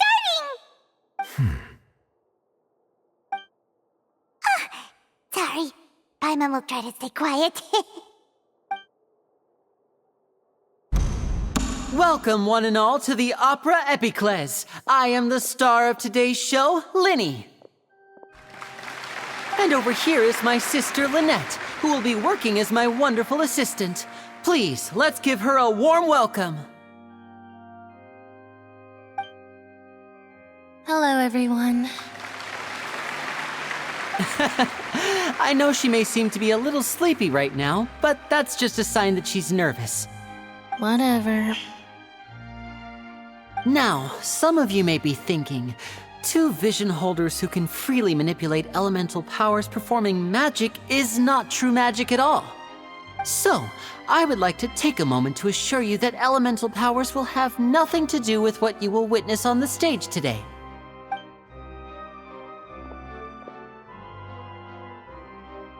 Both Lynette and myself have removed our visions for the show. That way, even the gods won't be able to help us. Oh, good point. That's what makes the show real magic. Now, without further ado, let the show begin. Lynette will now exit the stage to make some preparations. I know you might miss her, but don't worry. She'll be coming right back on stage momentarily. Perhaps in an unexpected way. I'm sure she'll be stealing the spotlight soon enough. Oh, and before I forget, there's one more thing I should say. You never know what can happen in the blink of an eye. A magician's greatest skill is making things disappear or appear. The possibilities are endless.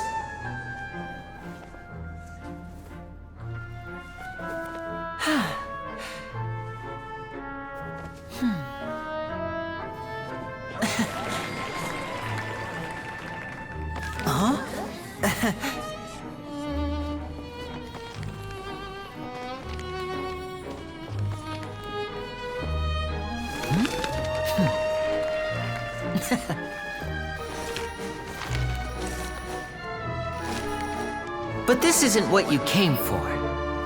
These little tricks, you've seen them all before. So it's time for something truly extraordinary, don't you think? This one's a little tricky.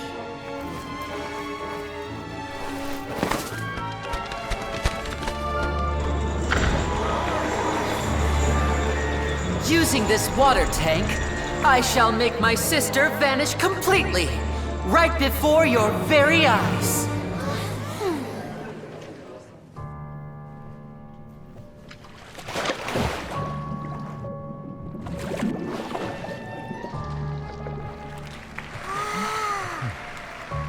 It's actually quite simple.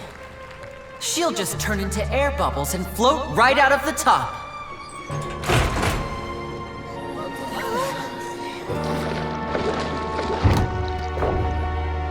Oh no! I told them to check all the props carefully. With the lid on, even air can't escape. An amateur magician would be getting very nervous right around now. Luckily, it's me on stage, so let me show you what a true virtuoso can do.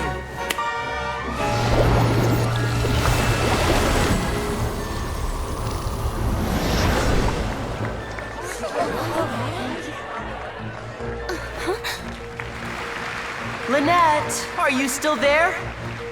Don't go too far. We don't want to use up all our magic. Hi, I'm back. Uh-huh.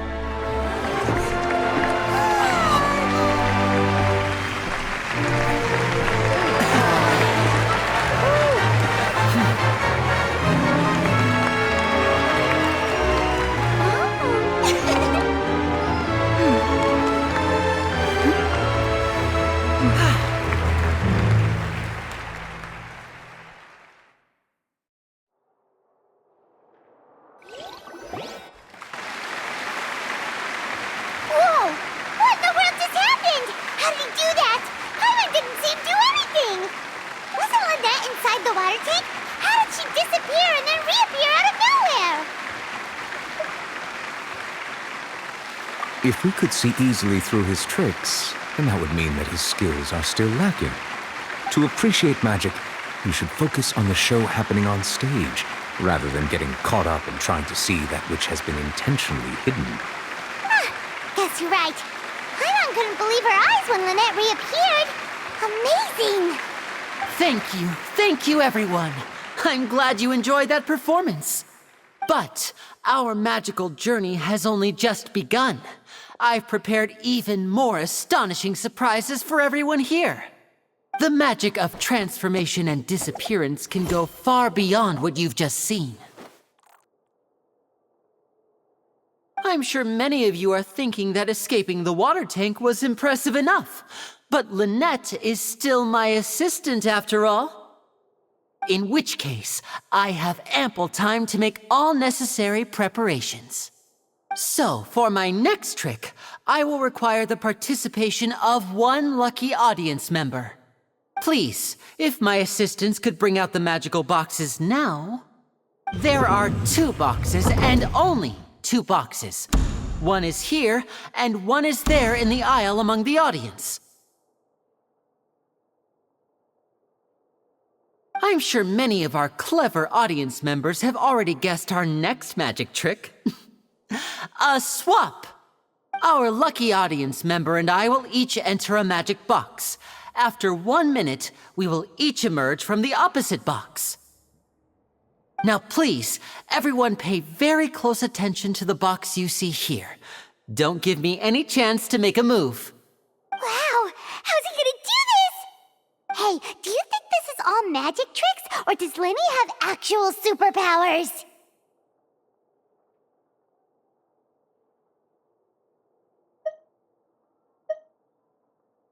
The lucky audience member will be generated by this random number selector. It selects numbers entirely at random. Even I don't know who will be chosen to participate. Now then, let's begin.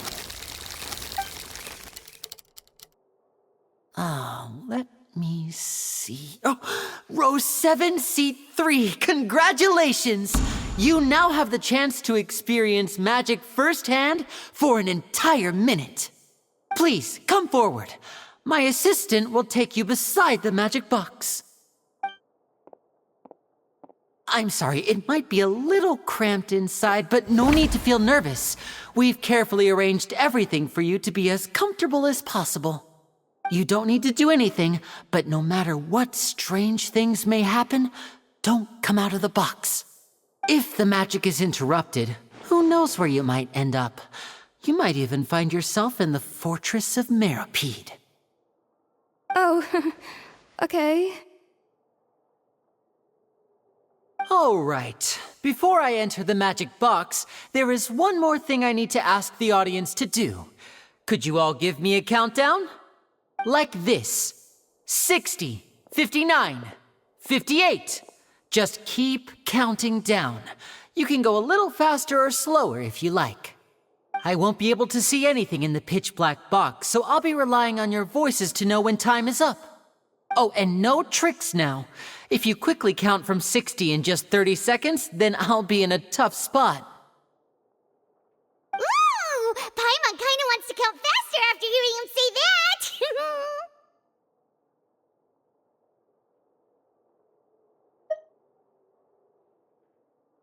No, that won't do. I can see it in your eyes. You still can't be trusted. Let's practice together. Come on, repeat after me. 60, 59, 58. 60, 59, 58! That's right, perfect. Keep it going. All right, I'll see you all on the other side once you've finished counting.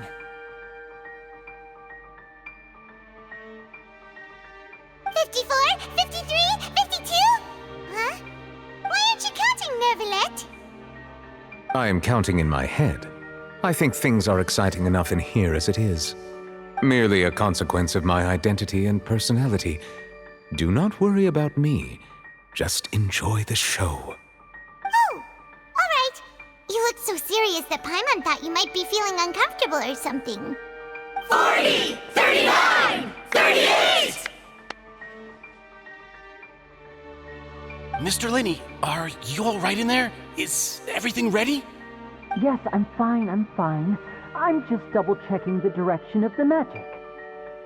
It would be a disaster if we get sent to the wrong places. For example, mid-air right above the audience. Even though he's saying that, Lenny doesn't seem nervous at all.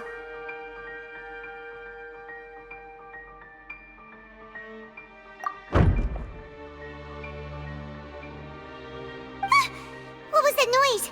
Did you hear it too?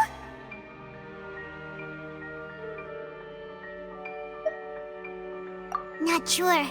Anyway, it doesn't seem like anyone's worried about it. 25! 24! 23! What's wrong, Mr. Linney? I can still hear you moving in there. I seem to have accidentally knocked over a decoration. I'm trying to fix it, but it's pitch black in here.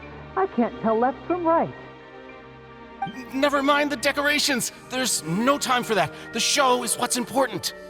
No, that's unacceptable. I want my show to be perfect.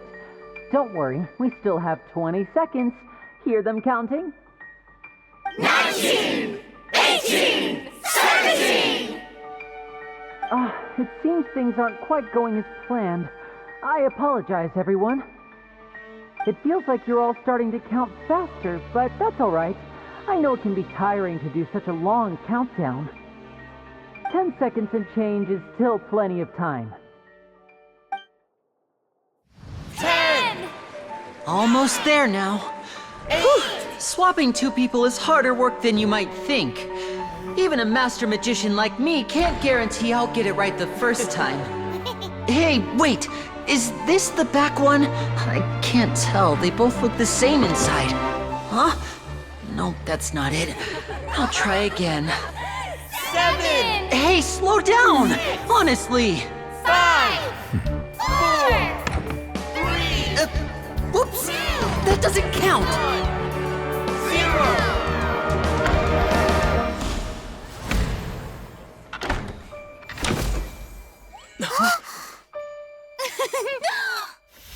Ta-da!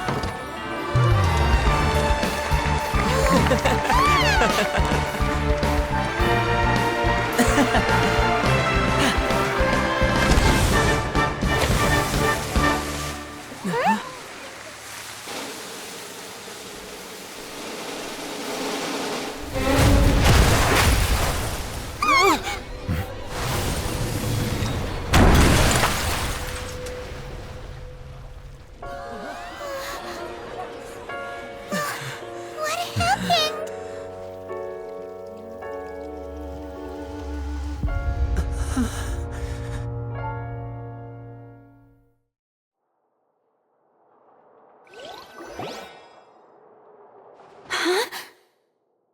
this part of the show? Mr. Lenny, you're going to use magic to fix the stage now, right? What happened? Oh no. Maybe this isn't part of the show. The girl was still in that box, right? This performance is over. Medical staff with me. Guards, secure the scene and detain all the performers. Seal the exits. No one is allowed in or out at this time. Yes, that's right. If this was just an accident, then we must investigate the cause. But if this was all part of some scheme, then those accountable will not escape the judgment of the God of Justice! No need to be alarmed, you two. We'll get to the bottom of this soon enough.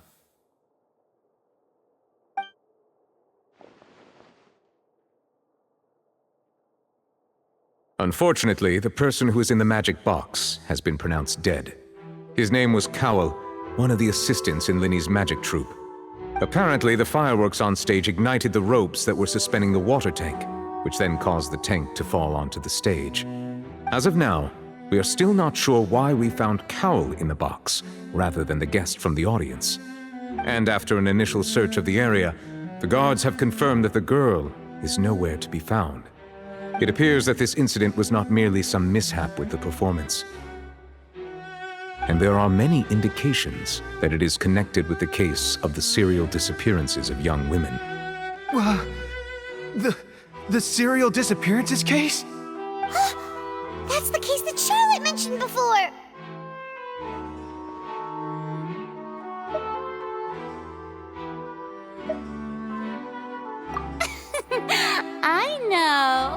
I know the truth. I can see through the whole thing. Really, using such a shallow and obvious mystery as his finale, did he really underestimate us that badly? I say that our powerful magician, Mr. Linny, is now the prime suspect for the serial disappearances case. Huh? Why me? This whole thing was an accident. No, this all occurred during your magic show, did it not?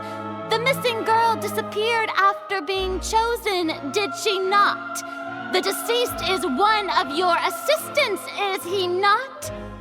Now that I think about it, that whole speech about magicians making things disappear was nothing more than a provocation, a bald-faced challenge. That can't be right! How can Linny do this? He was in the box on the stage the entire time! We can even hear his voice! Besides, before the show, he told us that he would like to catch the criminal behind the disappearances! He couldn't possibly mean catching himself!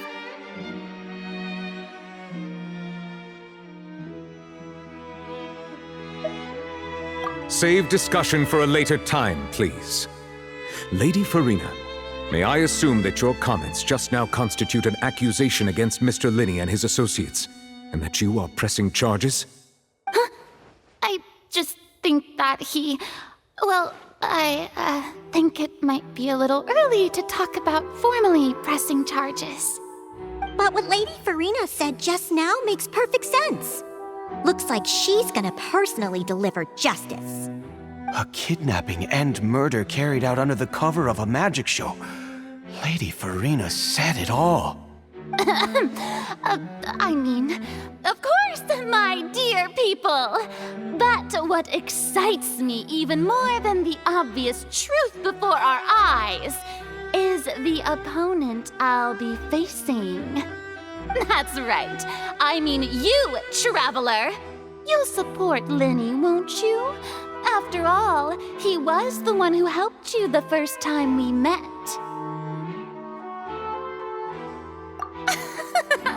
Then there's no problem at all. You know, the Traveler and I already had a duel the first time we met.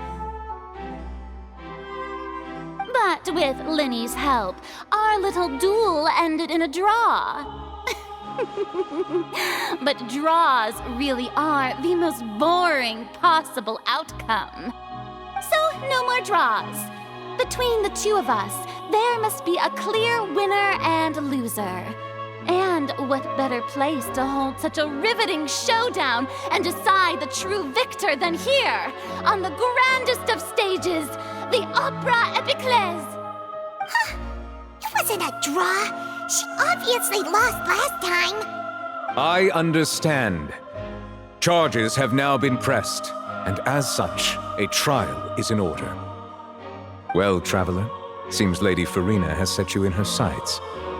But putting her dramatic rhetoric aside for a moment, I would like to ask you, are you willing to act as Mr. Linney's attorney and defend him in this case? Very well. The trial will be held a day from now in the Opera House. Both sides may investigate the scene to build their cases and search for the truth.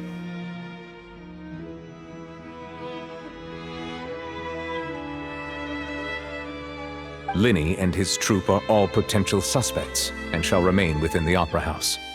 The audience may begin to leave in an orderly fashion once they have been cleared by the guards.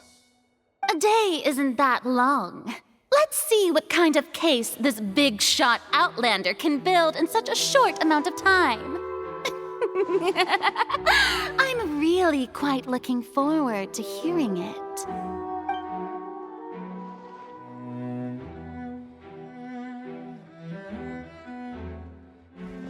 Lenny!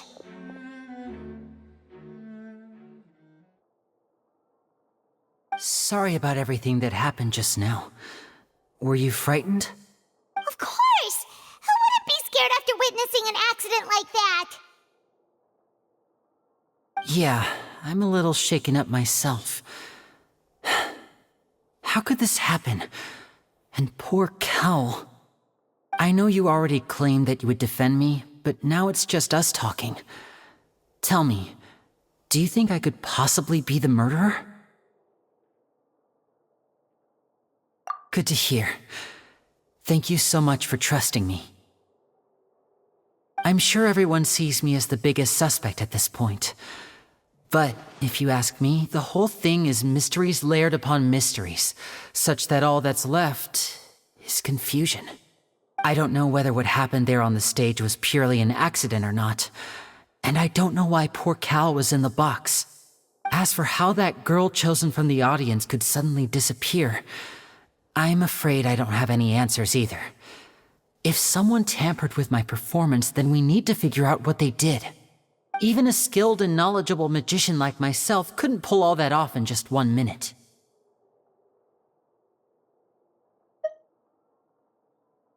Which is precisely why we need to investigate! As this book says, the impossible could not have happened. Whatever happened must have been that which is possible.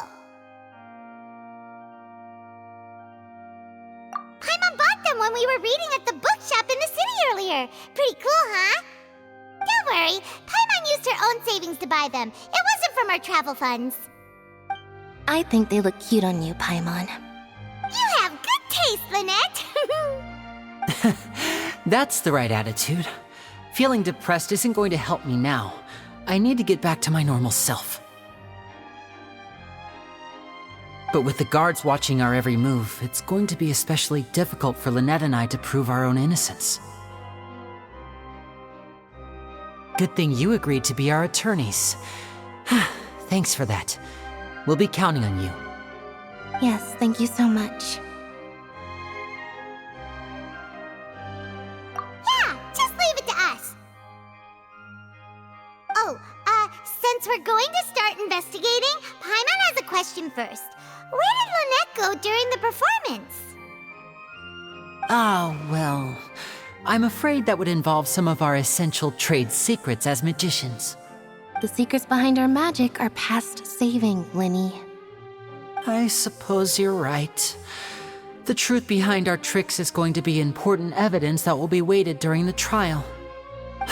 'Tis truly a pity. As a magician, our magic show is a work of art.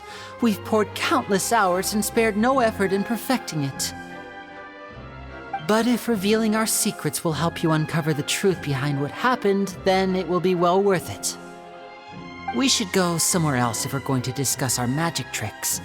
We'll go speak with the guards, and in the meantime, you can go investigate the stage and the seating areas. Alright, let's go have a look while the investigation teams are still here. Detective Paimon is on the case!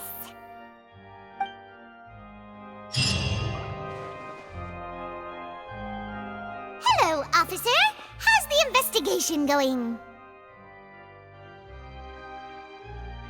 Ah, I see. You must be the traveler that Lady Farina mentioned. Listen, I'll be perfectly honest with you. I'd avoid getting mixed up in this whirlpool of a mess if I were you. Huh? What do you mean? Come with me and you'll see. The deceased is one of Linny's assistants, named Cal. Even though he hadn't joined the troupe long, he was hardworking and everyone generally liked him. The assistants are usually in charge of setting up and inspecting the props, as well as assisting with the show and keeping the crowd engaged. As you probably saw when you were in the audience, the water tank suddenly fell and smashed the box with Cowl inside it.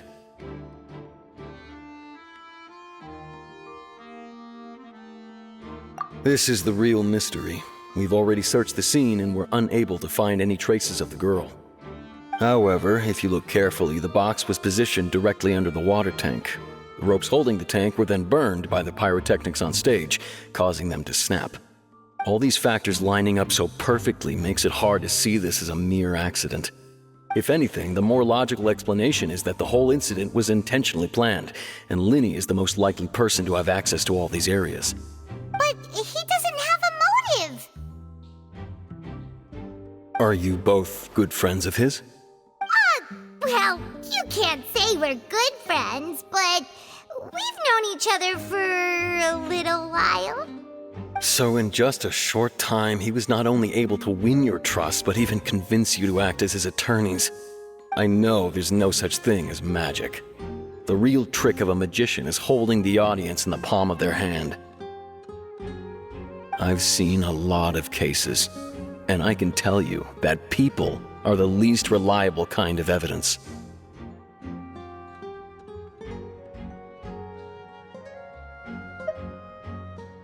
Sorry, I tend to be pretty straightforward. Just know that I'm warning you for your own good. Anyway, you may investigate the scene of the crime yourselves if you're curious. Who knows, maybe you'll be able to come up with some new evidence.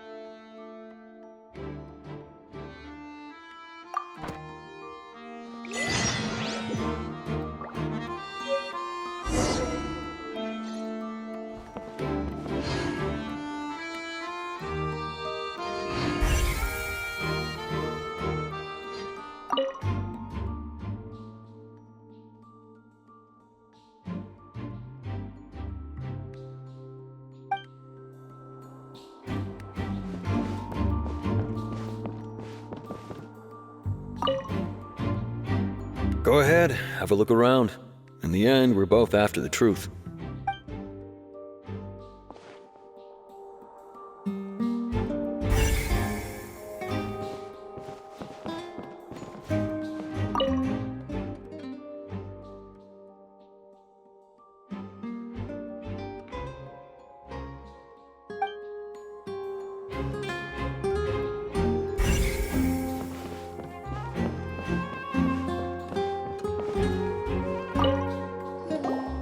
So this is the rope that broke and caused the water tank to fall. The rope looks pretty durable. How can it be burned through so quickly by fireworks?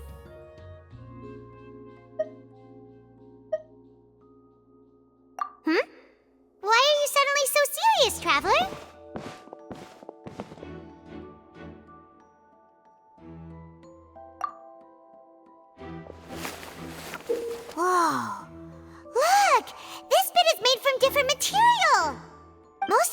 burned away, but there's still a little bit of it left.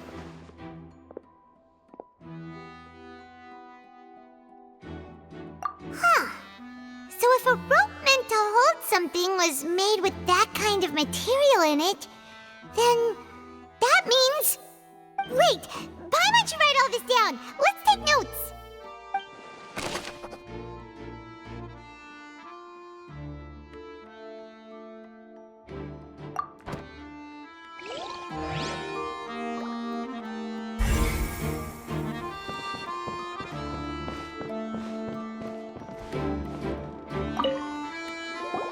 Hello there. What are you investigating? Oh, this location has also been cordoned off because the Magic Troop members are currently considered prime suspects. The investigation team is still collecting evidence. The seats were all booked in advance, so we were able to deduce the missing woman's identity by checking the guest list. Sure, it's not like this is confidential information. We will publish it later anyway when we petition the public to help us find the missing person. Her name is Halsey. She's a painter from Fontaine who's made a bit of a name for herself. Apparently, she wasn't a regular at the Opera House, but she'd been feeling some pressure with her work lately, which made her decide to come see the magic show. The Magic Troop members all claim not to know her. We have looked into her social connections. It seems that she has no personal grievances or conflicts of interest with the suspects. Simply put, she wasn't related to the Magic Troop at all, which matches the features of the previous serial disappearances. Were the victims of previous cases also chosen at random? That's how it seems to us, in any case. Apart from the fact that they were all young women of around the same age range, there really weren't any other connections between them. Okay then. No need to be so formal. If you do happen to see the missing girl, please be sure to contact us. It is of utmost importance that we get to the bottom of these disappearances.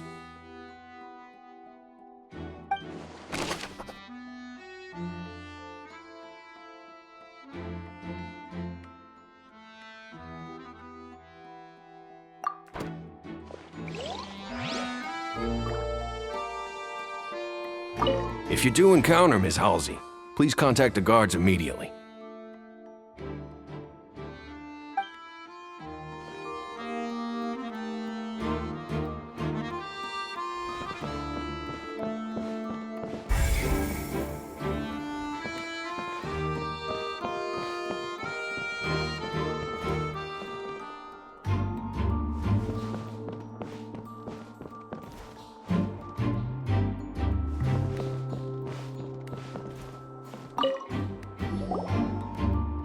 The investigation team has some new findings. Turns out there's an issue with the random number selector after all. See, I told you. What if the machine picked some big guy's seat? You think the murderer would have still made his move then? Sorry to interrupt, but we're helping Linny and Lynette with their side of the investigation. What were you saying about the number selector? There's something wrong with it? You're trying to help them? That'll be a tall order. Linny used the machine to pick a random member of the audience during his performance, right? The lucky girl that later disappeared. Well, we thought there might be a serious problem with the machine, so we had it taken away for further inspection.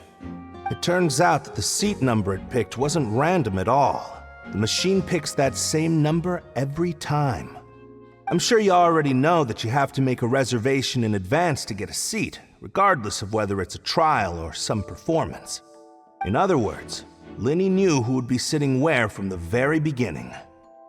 That much checks out. Linny reserved our seats for us too. Bet you see why I was saying it'd be tough to make a case for Linny.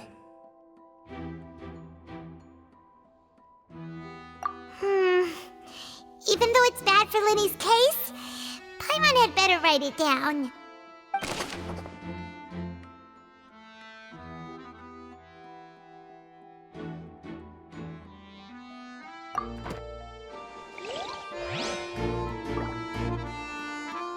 Linny's magic tricks were the stuff of legends, but the way he did this crime, he should have stuck to doing magic.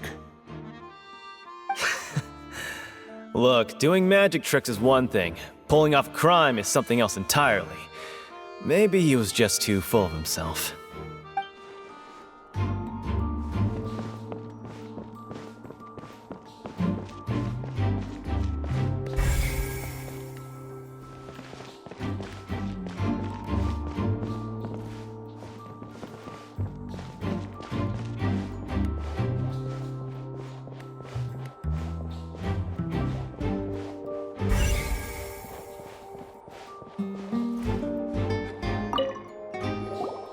I see that you're investigating the area. Well, it just so happens that I'm interested too.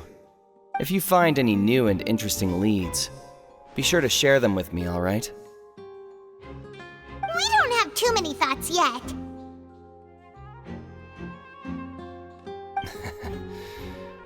Then why don't I tell you my hypothesis first? The way I see it.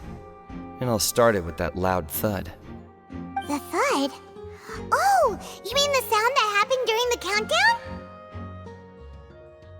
Yes, exactly. It wasn't terribly loud, but I suspect that most people heard it.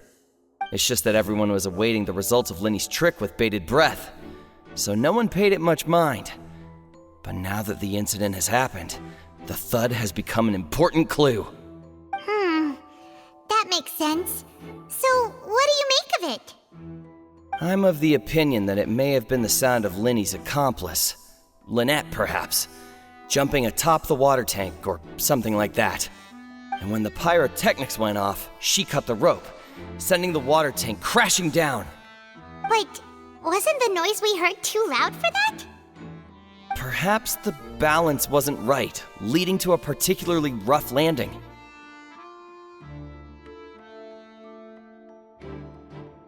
Oh, that's true. I suppose I must reconsider. That does remind Paimon, though. What was with that sound?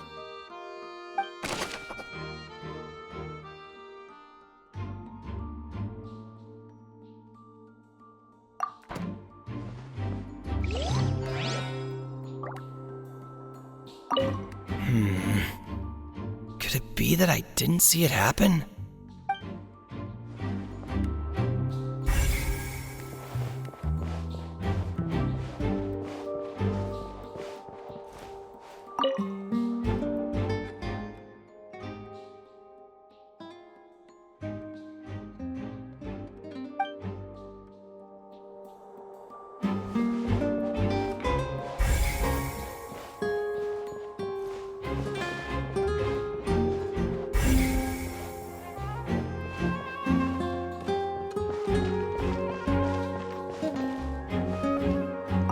Linny's still talking to the guards. It seems he'll have a lot of explaining to do. I think someone will be assigned to monitor us later, but that's alright. Linny's still talking to the guards. I think someone will be assigned.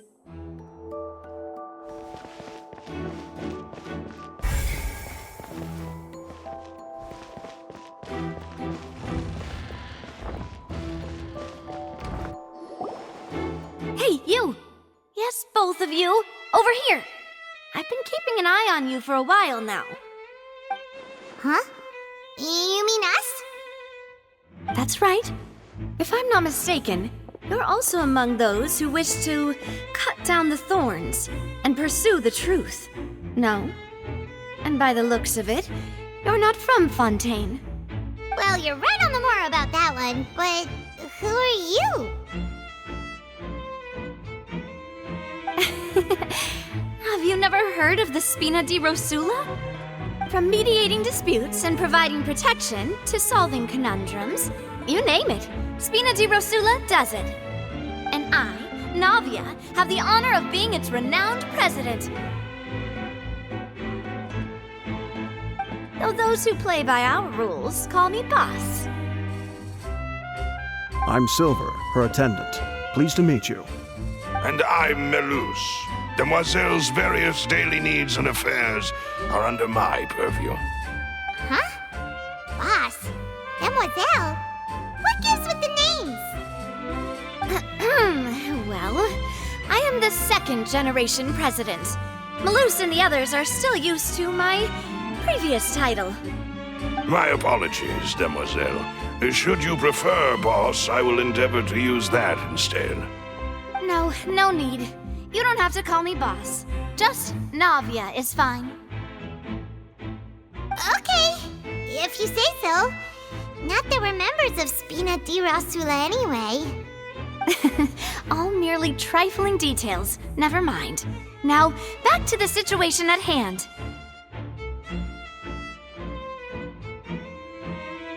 That's right. I've always kept an eye on the serial disappearance cases. My interest stems from a matter back from my father's time. Judging from the look of things, I find Linny an unlikely mastermind. Really? We think so too! That's why we're looking for clues now. But how did you come to that conclusion? Intuition, naturally. My unparalleled intuition. Farina sure was quick to point the finger at Linny without any decisive evidence whatsoever, wasn't she? But that's not uncommon for her. If you remember, the Justice had to interrupt her and ask if she was pressing charges just to keep her from getting carried away. Anyway, a trial begins the moment someone levels charges. And, of course, there was no way Farina was going to back down in that situation. Sounds more like you just don't trust the Hydro Archon. Well, what's your opinion? I must admit that she can be interesting at times, but liking her doesn't mean that I'll blindly agree with her. All right, I've answered your question. Now, it's time you answer mine. Wait a minute, did that answer count? Well, I say it does. But don't worry, you won't hear any pointless questions from me. In your opinion, do you think it's right to treat a trial like it's an opera?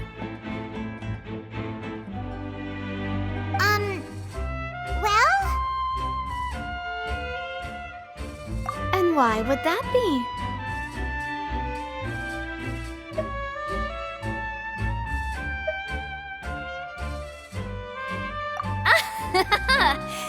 See, Silver and Malus?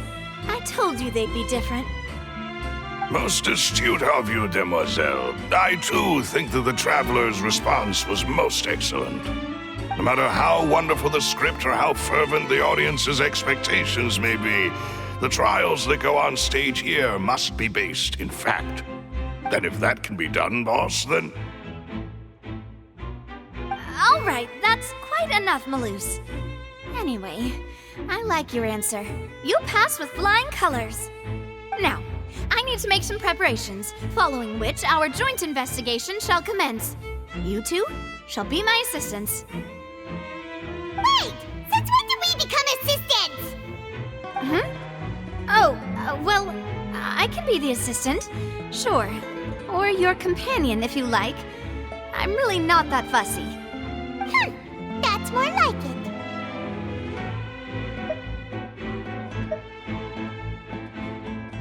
Far be it from me to brag, but I believe that Demoiselle's intuition will be instrumental in uncovering the truth. You wish to save a friend from false accusations, and we wish to unravel the disappearances. In this sense, our goals are aligned. You have a point. You're quite the talker, aren't you, mister? And what about you over there? What do you think? You seem like you've got something on your mind. I have nothing to add. Oh, alrighty then. We'll be making some preparations first. Just be sure to let us know if they start revealing Linny's tricks. Thanks!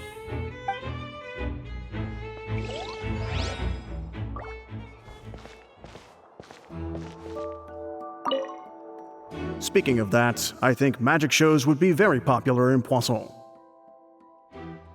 I can see that. Maybe I should try to learn some magic. If I could make things disappear, cleaning my room would be a cinch. You need not worry about such things, demoiselle. That falls under my duties. Oh, right.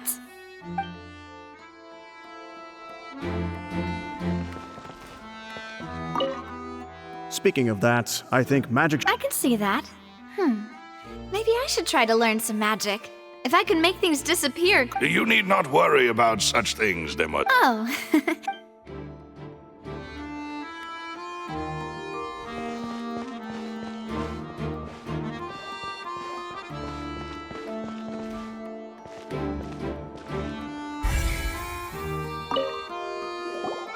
Sorry, but no one can freely enter or exit the Opera House at the moment. If you wish to leave, you must register your identity with us first. No, we're not leaving. We're representing Linny and Lynette as attorneys, so we're investigating the case. Were you always guarding this entrance? Yes, after the Chief Justice gave the order, everyone coming in or out must undergo a strict inspection.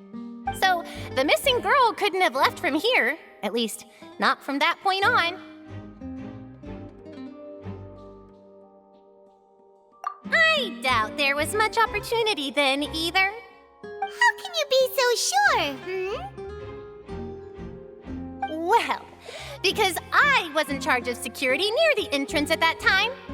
I couldn't see Linny's performance from here, which was quite a shame. Just my luck. But still, I did not abandon my post, and I stayed put no matter how loud the applause was. If someone had so much as even approached the door, I would have noticed it, let alone if they had tried to leave. We Melusines are good at that sort of thing, you know. So, it's safe to say the girl couldn't have left through here. Alright, thank you for your help. This'll be useful info.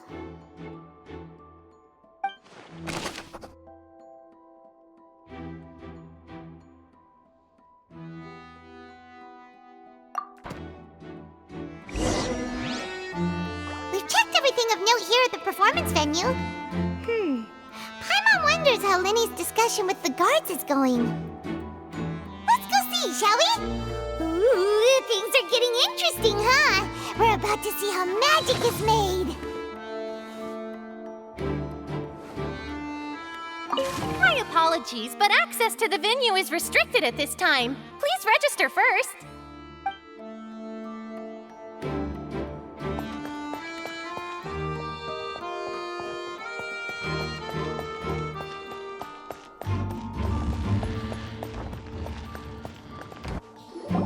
Understood. Then I will be going with you. Just so you're aware, I will be monitoring your actions and making notes as necessary. Very good. Thanks for being so agreeable. I'd pull a rose out of my hat as a gift for you if I could. You may spare the pleasantries. I'm just doing my job. You've arrived. Who's this? Me? I'm Spina di Rosula's guardian angel. If you've got a problem, I've got the firepower. Sorry, I got a little carried away there. Call me Navia.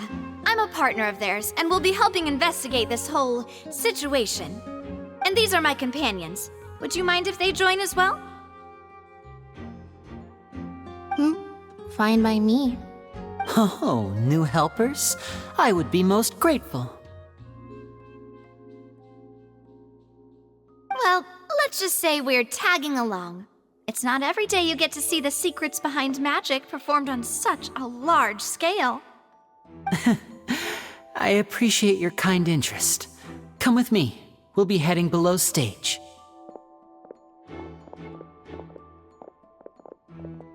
Huh?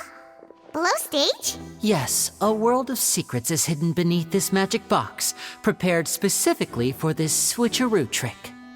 But before I reveal everything, you should have a look first. Notice anything strange here?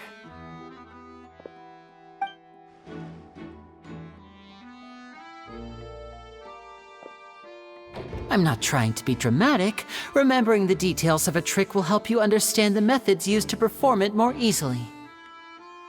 Huh. Weren't there balloons and other decorations here? Where did all that go? Ah, good eye. That said, you're still far from discovering the answer.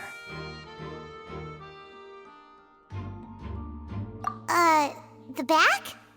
You mean the inside of the door? What's different about it? Paimon didn't notice anything.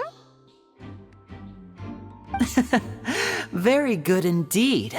I thought you might not be able to catch that, given that you were sitting in the first row. The back of this door was patterned. Those patterns are now gone, replaced by a smooth wooden board. So, if you put 2 and 2 together, what do you get?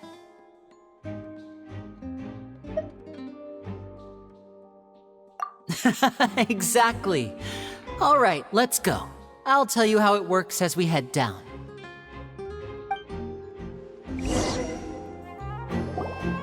Oh, so there was a passageway under the magic box!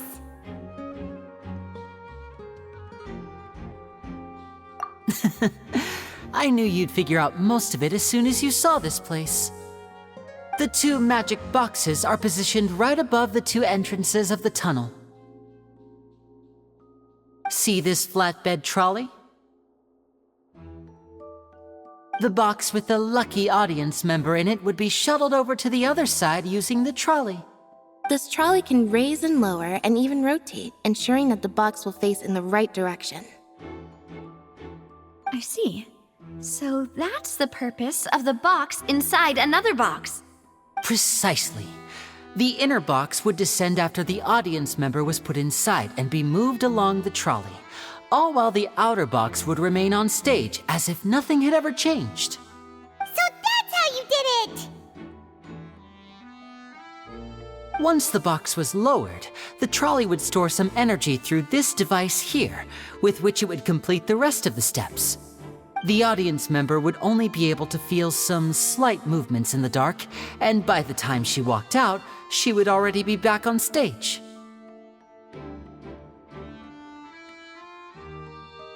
Right! You were talking that whole time, and you even came out for a moment near the end! Ah, yes. A phonograph operated by Lynette was used to achieve that effect. My assistant and I had already scripted our conversation beforehand. When the countdown began, I had already gone to the opposite box via a tunnel using that ladder. And what about Lynette? Where was she? I was in the mezzanine space in the back of the box. Oh, interesting! That's how we were able to coordinate Linny's lines with the assistant. And, by the way, I was the one who walked out of the box at the end. I mean, we are twins. All it takes is a change of clothes and no one can tell who's who. And that's my favorite part of this trick. Only Lynette and I can perform it. So that's how it all worked! Wow! Every detail you revealed was more amazing than the last! Lynette would briefly walk out of the box and then go back in, jumping into the tunnel and escaping before the box on the trolley could finish ascending. And then I walk out of the other box in the audience area, and the trick would be complete. The operative word here being would. But as you saw, Cal was in the box, not our audience member. She, on the other hand, mysteriously vanished. We really don't know how that happened. If not for that interlude, this would have been an astonishing trick. I probably never would have figured out how you pulled it off. And yet, to think that someone was able to use this magic trick to commit a crime. Could we have a look around? I think we can come up with some more leads. This is the scene of the crime, so Linny and Lynette are not permitted to stay here. I'll escort them back up. Yes, of course. No need to be so strict now. I won't disappear into thin air, you know. Thanks, everyone. We're counting on you.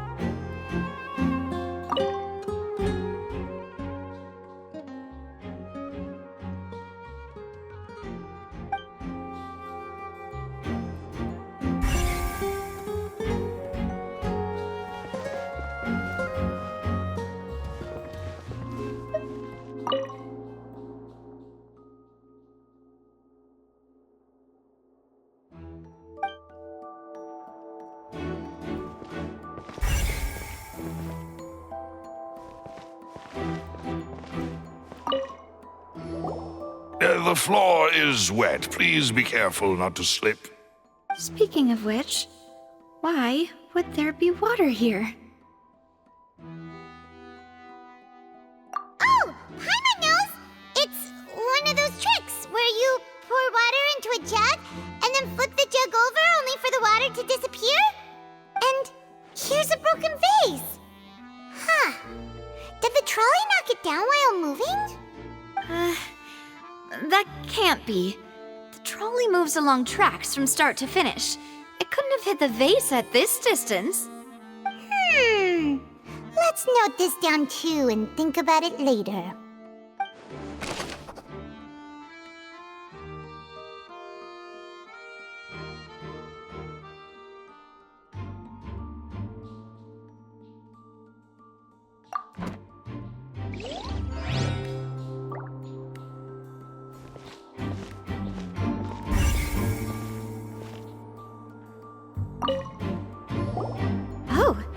These are the clothes that the lady chosen from the audience was wearing, right? Her clothes are here, but she's nowhere to be found.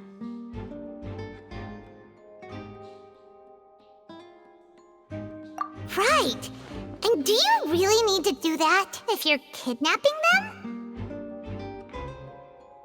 Ugh, this is so confusing. Paimon doesn't want to be a detective anymore.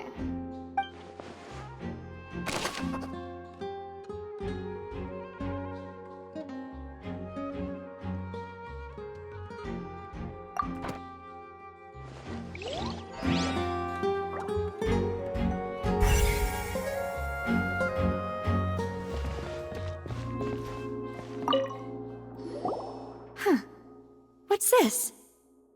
Looks like a hook tied to the end of a rope. Huh? There's all kinds of odds and ends here. Perhaps it was a prop for a different trick. But why would it have been left here? Whatever it is, let's make a note of it first.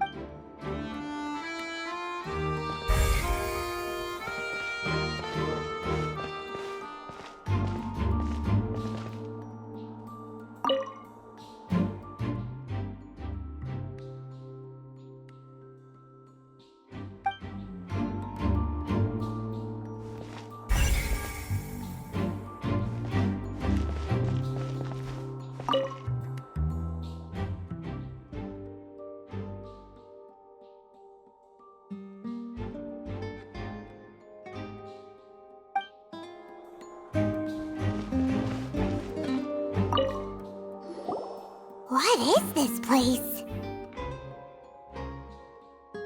It seems someone could fit through here. Could this have been the suspect's escape route? Alone, perhaps. But if they had to pull another person with them, the space would be too narrow. But there are no other ways in or out of here.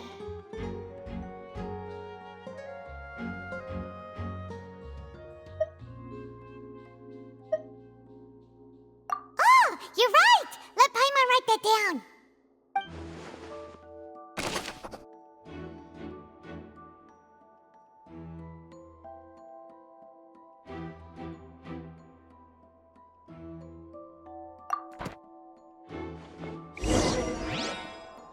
Seems we're just about done investigating down here.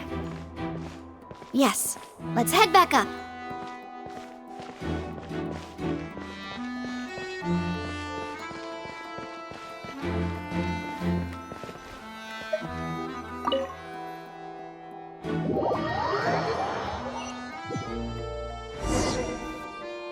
Well, we've ascertained the state of the crime scene.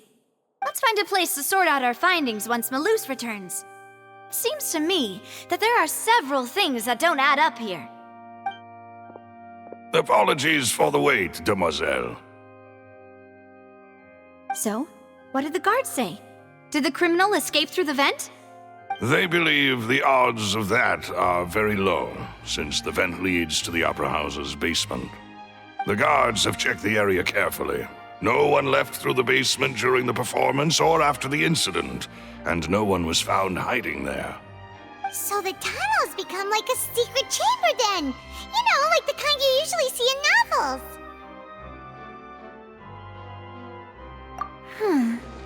The plot thickens. Halsey's disappearance and Cowell's death are both quite inexplicable. No wonder Farina was so confident in her accusation. All the current evidence points toward Linny and Lynette. In other words, the charges are very likely to be upheld unless we make some considerable progress. Charges and then trial. So if the charges are upheld, they'll announce a sentence? That's right. This is how a trial goes in the Opera House. During the proceedings, the Chief Justice and the Oratrice will hear statements from both sides. That's right. This is how indemnitium is produced. The statements from both sides, the defenses from attorneys, witness testimonies, and even the audience's emotions will all be projected on the Oratrice. To put it simply, it's as if the Oratrice has its own will, and is a judge in its own right. This also precludes any kind of favoritism on the part of the Chief Justice. Not that this has ever happened anyway. Once both sides have finished speaking, the Chief Justice will make his final decision. This, too, will be used by the Oratrice as a reference. Then, finally, the Oratrice will be consulted by officials. The result it returns is the will of justice itself. Huh? So that machine is the one that actually decides? Paimon thought Neverlet called the shots. In practice, there is very little difference. Both have always come to the same judgment, which is why people have great faith in the Chief Justice. Ah, yes, the guards also asked me to convey that none of us will be allowed to leave this place before the trial. Huh? Why? Because we've chosen to act as the twins' proxies. That makes us persons related to the case. They're concerned that we might be colluding with outside parties, or that we might find outside help to disrupt the case. And even if that were not so, it could prove problematic if we happen to spread key information about the case ahead of time. I'm ready to break out at any time. Whoa! There's no need for that! Paimon thinks they have a point. That said, are they providing food? Of course. I just hope you don't mind the lack of options. I'm afraid that catering to all tastes is not in the cards, nor is any guarantee of balanced nutrition.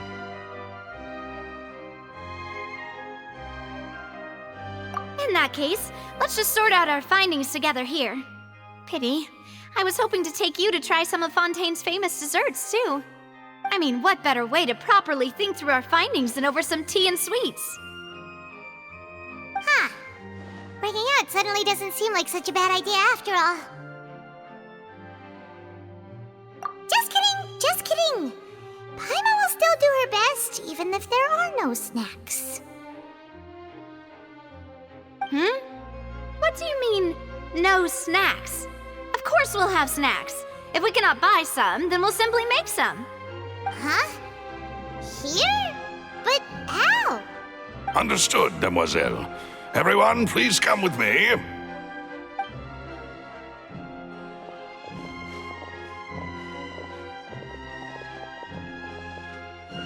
Wait, you're carrying a portable stove with you? Yes, I must be prepared to meet the demoiselle's baking needs whenever the fancy strikes her. I have eggs, sugar, and almonds at the ready.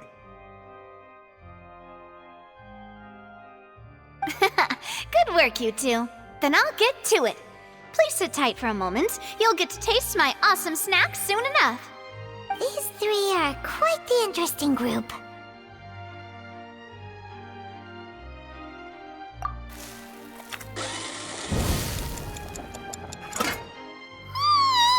And Paimon thought it smelled good while it was still in the oven!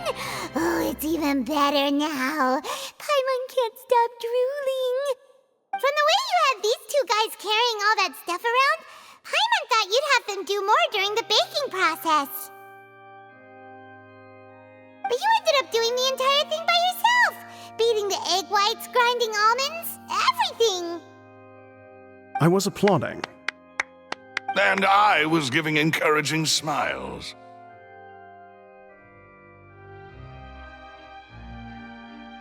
Paimon was just thinking, aren't you worried about getting your fancy dress dirty beating egg whites and baking like this? Well, I don't think it's carved in stone anywhere that fancy ladies can only read books, sip tea, ride horses, and play the piano. I just really enjoy making snacks. Don't underestimate beating egg whites, by the way. It's a real arm workout. You also need to beat them to just the right consistency, or your macarons will crack. Anyway, give these a try, fresh out of the oven. There's 3 for each of us. Only 3? Well, eating too many sweet treats might send all that sugar to your head. You wouldn't be able to think clearly about the case on a sugar rush, would you? Tea is ready to be served as well. This is Demoiselle's favorite, strong black tea with a floral fragrance that clears the mind and lifts the spirit. No need for concern. I'm merely doing as I should.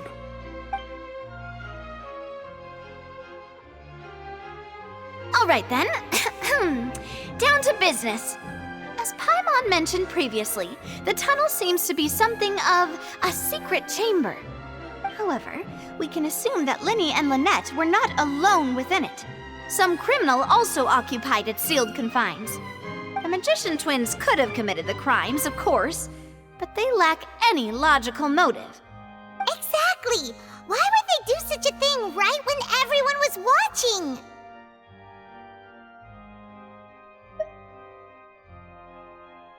The flower vase and the thud we heard during the performance could indicate some altercation between Halsey and the criminal in the tunnel, resulting in the shattering of the vase, the discarding of her clothes, and her abduction.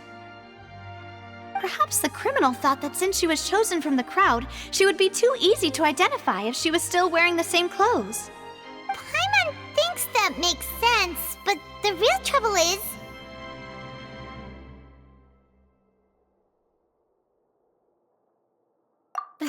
True. None of the clues we found thus far support the existence of this third person. But the only people left to consider are both technically victims, whether it's the missing girl, Halsey, or poor Cowell. Huh. Could Halsey have secretly made modifications to the magic props in order to murder Cowell before making her escape?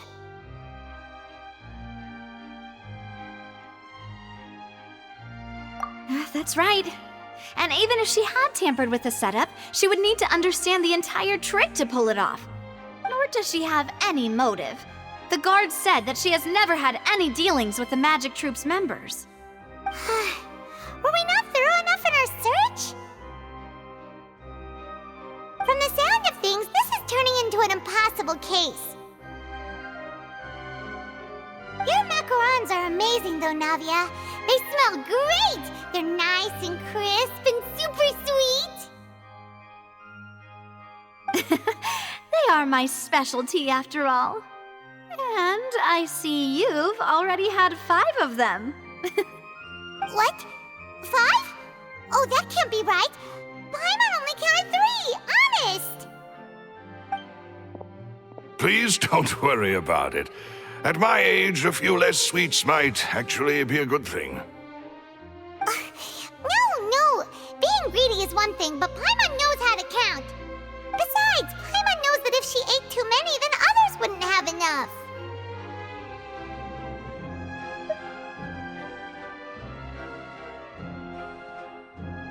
Wait! Even you don't believe Paimon? How could you? If Paimon ate those 2 extra macarons, then may they turn into stone in her stomach! All right, we get it. Well, I suppose one of us might have gotten too engrossed in our chat and eaten them by mistake. No big deal. Malus, set up the stove again if you would. Huh? What are you doing? Making sure everyone gets 3 macarons, of course. Exactly. We don't want to trouble you. As you wish, demoiselle. And I have the egg, sugar, and almonds. Well, this really is your hobby, huh?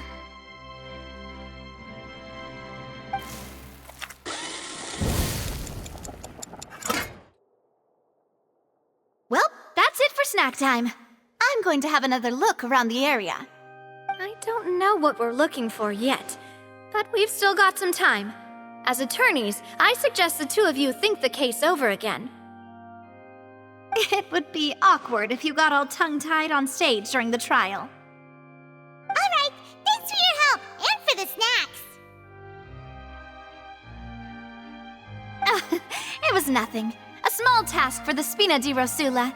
Silver, Malus, it's time to go. I'll be back if I find anything new.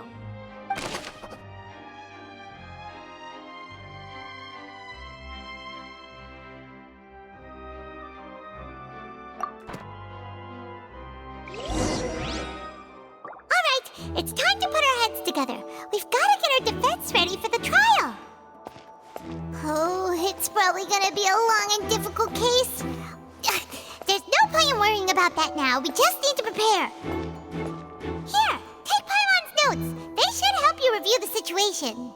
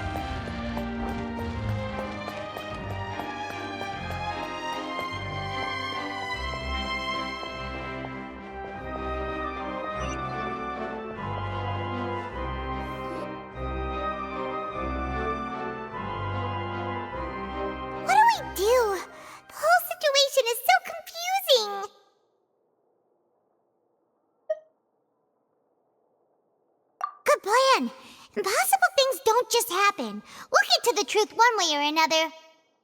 Just relax. Even if everyone else suspects Lenny and Lynette, at least we will be supporting them from the stands. Besides, I doubt Farina understands any more about what happened than we do. Thanks, Navia. Well, we'll be going then. Best of luck to you.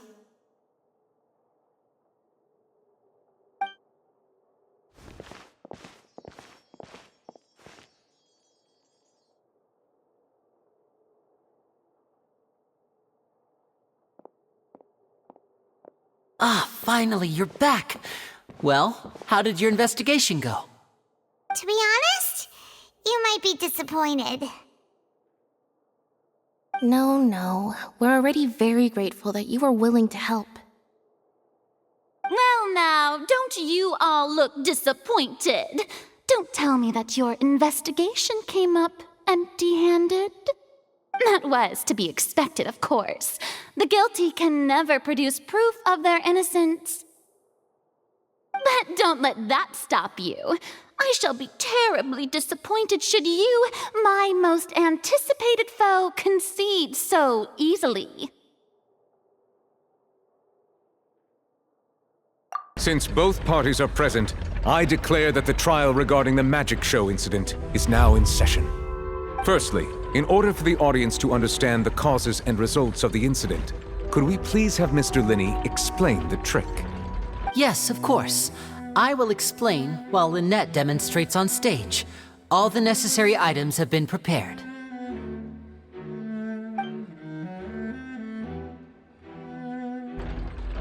Thank you, Mr. Linney. In that case, I take your statement to be that you ran to and remained hidden within the magic box in the audience stands once the trick began, and thus could not have committed the crime. Is this correct? Yes, that's correct, Your Honor. In that case, I call upon the prosecution. Lady Farina, do you wish to refute his statement in any way? Why, of course I do. Allow me to take the first shot and break this case wide open. Mr. Linney is clearly lying. There is no way you could have been in the box the whole time if you were to abduct Halsey and murder Cowell. In fact, I'd say you were hardly in that tunnel at all. That is simply your hypothesis based on the presumption that I'm guilty. Oh, is that so? And if I may ask, what did you hear while you were inside your box? The roaring countdown of the crowd, of course. That's how I kept track of the time and built anticipation for the finale. And you didn't hear anything else at all? Nothing that might leave an impression of any kind? No, nothing. I see. But when the count reached 30 seconds or so, there was a thud. One so loud that I believe practically everyone heard it. Huh? Hey, hang on. Something's not right here.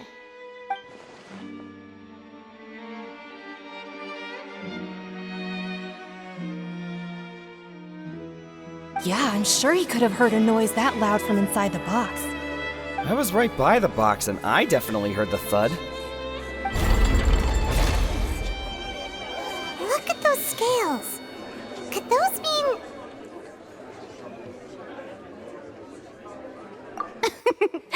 Well then, ladies and gentlemen, allow me to use the words of the magician himself. You never know what can happen in the blink of an eye. Indeed, it seems his alibi can also collapse in the blink of an eye. Of course, I have armed myself to do far more than smash your alibi. Confidence cannot go unfounded, and my foundations are rock solid. Tell me, aren't you and Lynette actually from the House of the Hearth? The House of the Hearth?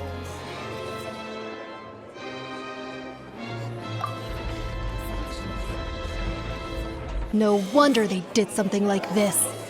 So the serial disappearances were the Fatui's doing. Now it all makes sense. I've got a feeling that what happened on stage probably wasn't just an accident. That's irrelevant. Our identities have nothing to do with what happened. Indeed. Then perhaps you could tell us everything that happened during that 1 minute. Your first priority is to prove yourself innocent after all. I'm sure there is little that needs to be kept secret now. Unless your script already has holes in it. The Outlander is speechless. My, oh my, don't they look flabbergasted? Now comes the infighting and discord, I suppose. This was almost too easy. Good thing I made all those preparations. Seems the all-nighter I pulled last night is really paying off. Hey, Linny, why didn't you tell us this before?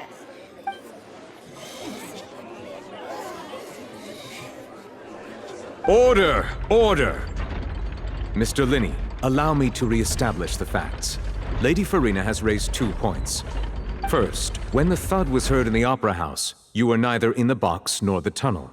Second, you and Ms. Lynette are both members of the House of the Hearth. Are these claims true?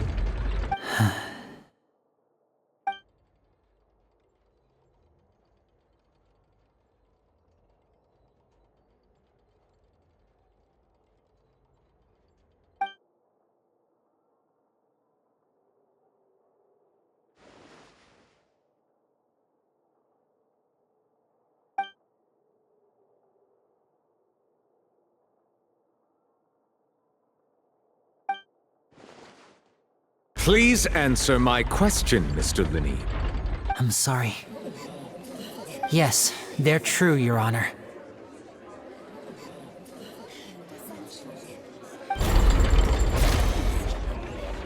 I knew it! Well, that's it. We might as well move on to the sentencing already. What should we do now? Granted.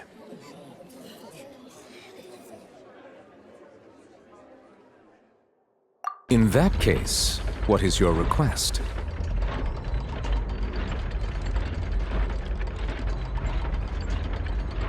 Is that really necessary? They're already as good as guilty. The defendant deceived their own attorneys. What is there left to discuss? Order! Order, I say! Your request is reasonable, and we shall adjourn. This trial will reconvene in 1 hour. So you would stick to Mr. Linney's defense even after knowing what you do now? You certainly have more professionalism than I thought. In that case, my dear audience, let's allow the joy of victory to steep for a little while longer.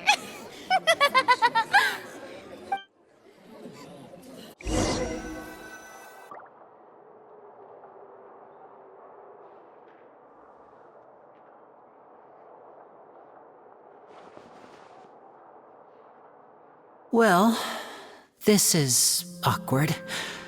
I didn't think the Hydro Archon would dig all that up. I'm sorry, Traveler and Paimon. Yeah, sorry. Paimon doesn't know where to start. We trusted you two. We based our entire reasoning on the assumption that you weren't bad guys.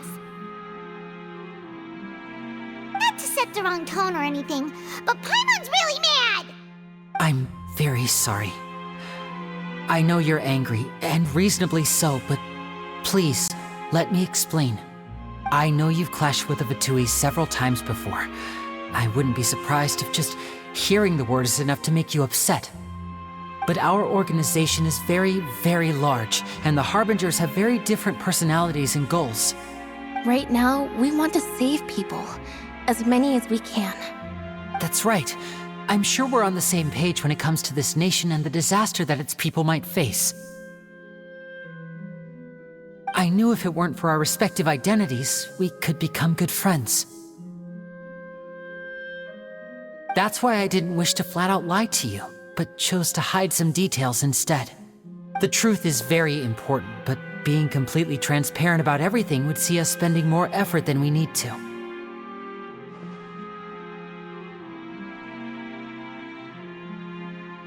Right. So, you be the judge. Heck, if I were you, I fear that I'd even struggle to trust me at this point. You met a Fatus who works as a magician, a trickster by trade. All by coincidence, too. But still, I'm asking you to trust me. I am no criminal. At least, not in this case. Sorry. Please forgive us. Well, you both say that, but...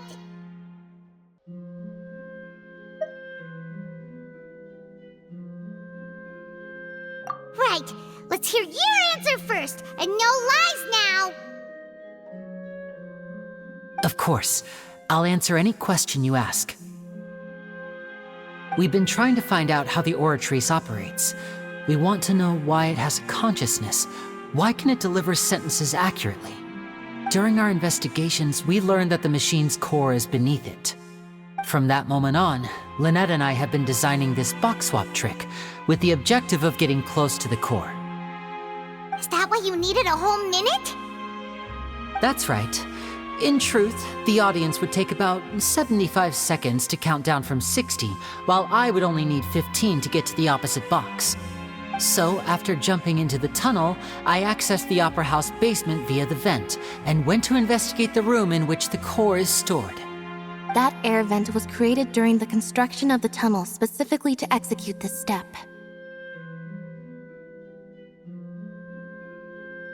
Well, nothing. As soon as I reached that room and was about to investigate, I heard someone's voice. Which should have been impossible, of course. I was quite certain that I was the only one in the room. That voice seemed to recognize me and tried to speak to me. I chose to err on the side of caution and retreated the way I came. On the way back, I saw the broken vase and the clothes on the ground, but the countdown was almost finished, so there wasn't time to give it any thought.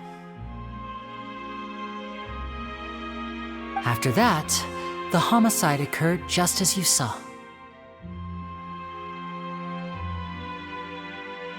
Well, that explains why you didn't hear the thud.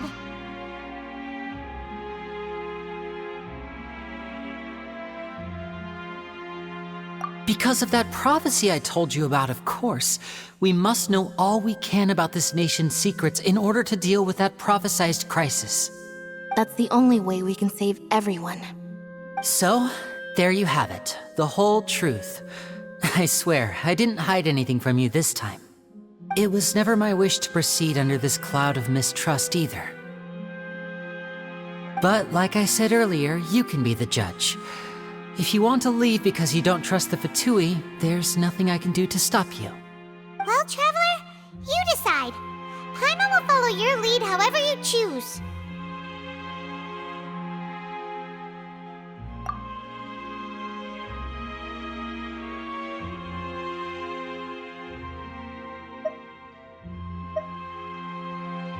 Okay, thank you.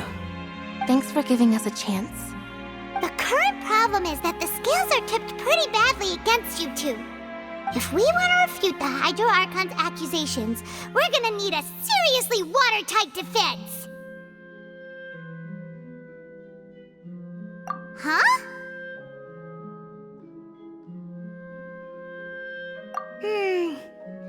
Oh, Paimon thinks she gets what you mean.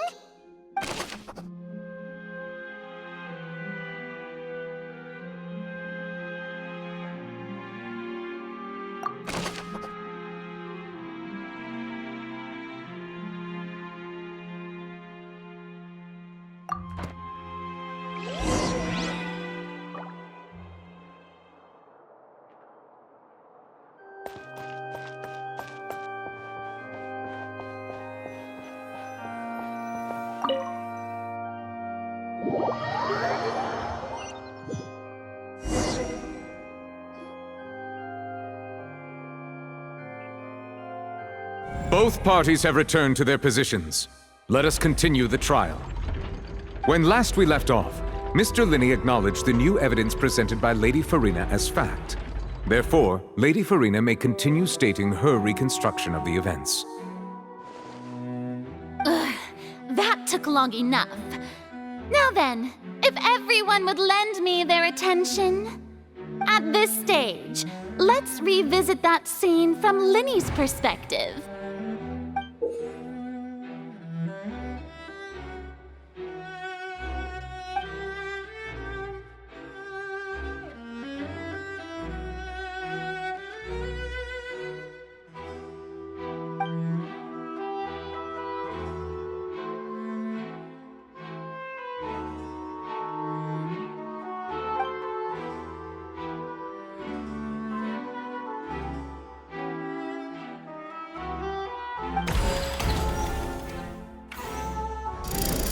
Countdown began, he entered the tunnel.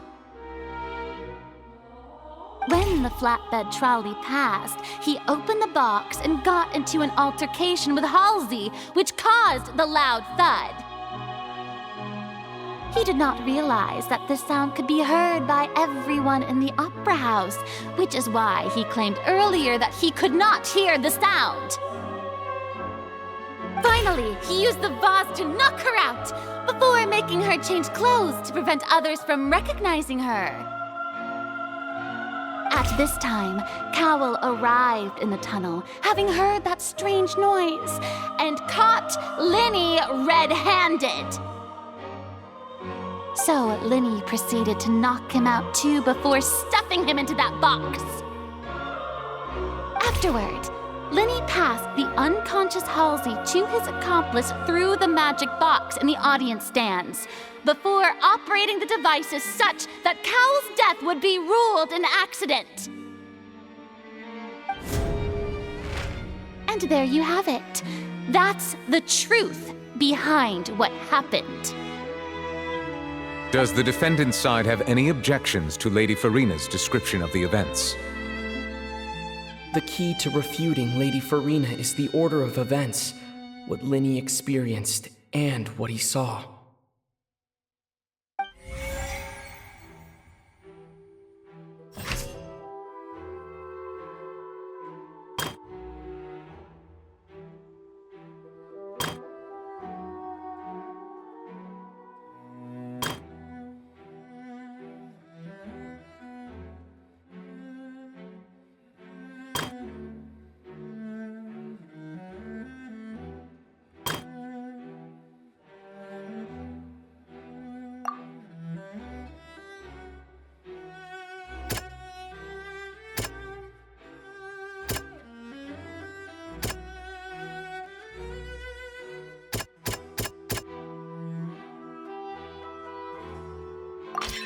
According to Linny, he left via the vent after entering the tunnel.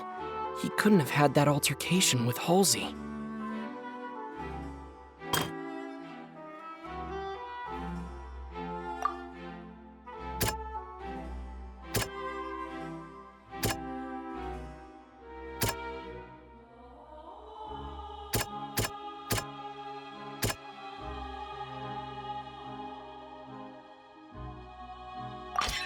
Linny went to the room that contains the Oratrice's core.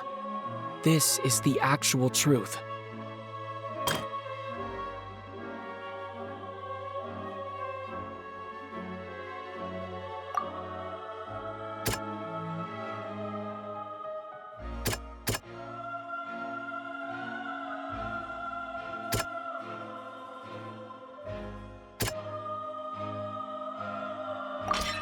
Linny did not take part in the underground altercation.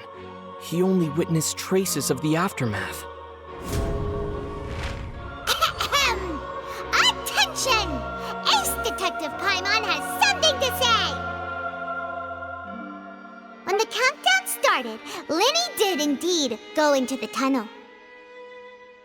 But he immediately used a vent to access the Opera House basement, which is where the underground core of the Oratrice is stored.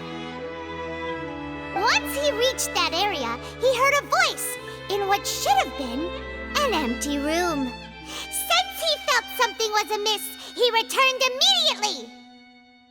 The crime scene had already developed by the time he reached the tunnel again, and in order to complete the magic trick, he did not remain there for any length of time.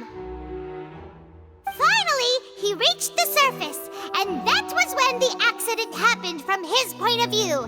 Therefore, he's innocent!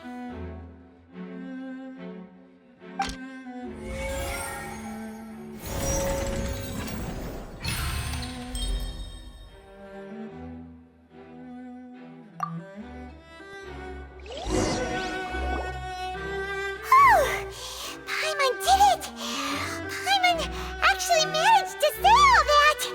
Oh, wasn't it awesome? In other words, you believe that he knew nothing of the incident? That's right!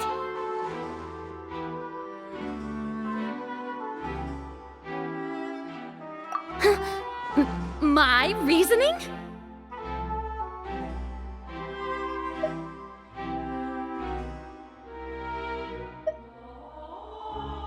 If that's the case, then if Cowell hadn't entered the tunnel, who was the entire setup meant to kill? Assuming that what you say is true, Linny only needed to kidnap the young girl to cause a new disappearance case. What would the point of killing someone on stage be? Oh, they have a point. That's right, you tell them! And that's why they're partners of mine. They've managed to turn things around. Oh, well, your denial is very strident, I'll give you that. But what proof do you have to back your claims?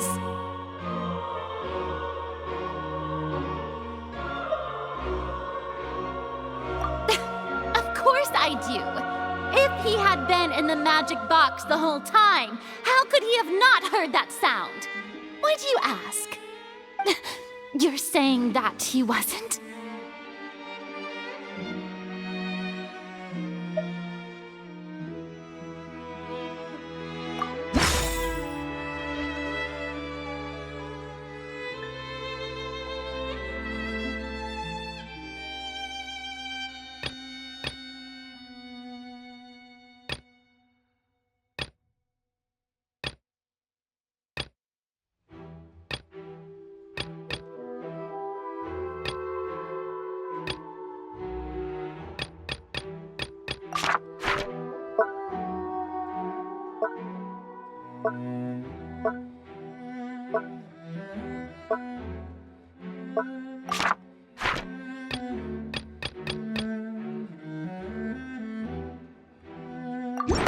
That's right! Lenny wasn't in the box or in the tunnel. That's why he didn't hear anything strange during the performance. This means that when the crime happened, Lenny had already entered the basement via the vent. The same clue you used to disprove his alibi has now become the best proof! How do you like that? Well played. To think you'd use such logic. Well then, if it wasn't Lenny who committed the crimes, then who was it?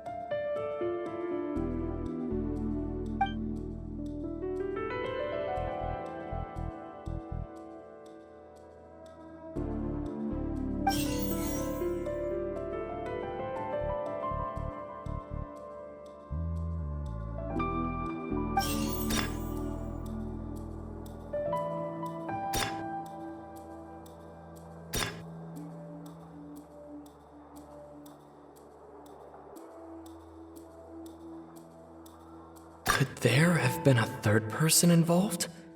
Is that really a possibility?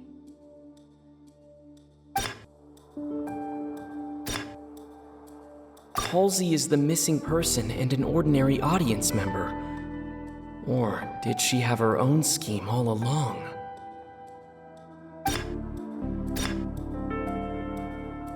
The deceased's name is Cowell, Lenny's assistant. He would have been able to tamper with the equipment.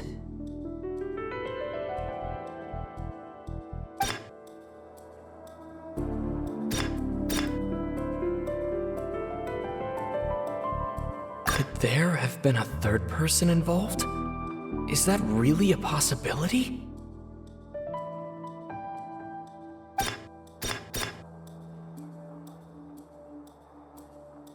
The deceased's name is Cowell.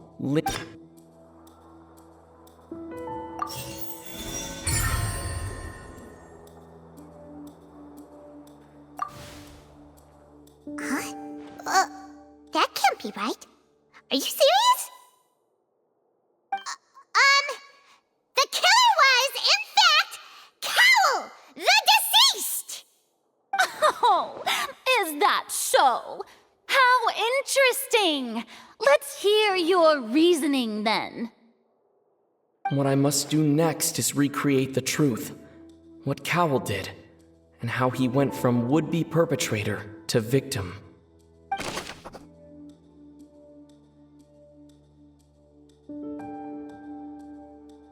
No one entered or left the Opera House through its entrances.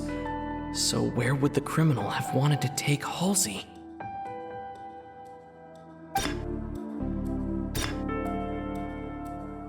The deceased's name is Cowell, Linny's assistant. The sound we heard may have come from a clash between the missing Halsey and the criminal. It would have been tough for both people to fit into that vent. They would likely have bumped into Linny as well. Linny was not in the tunnel at that moment, which gave our criminal ample time.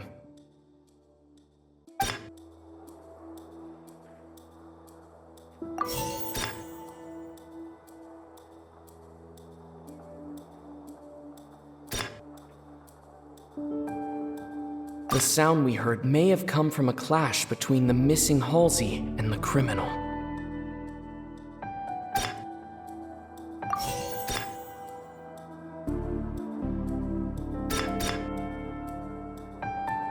The deceased's name is Cowell, Linny's assistant. He would have been able to tamper with the equipment.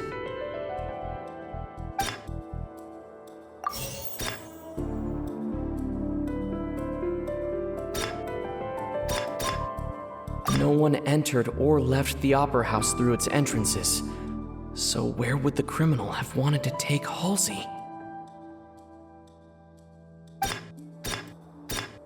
Halsey's clothing was in the tunnel, so there must have been some fear that she would attract attention.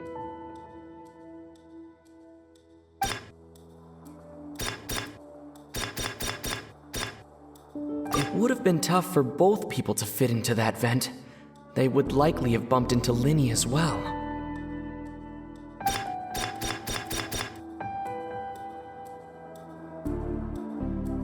No one entered or left the Opera House through its entrances.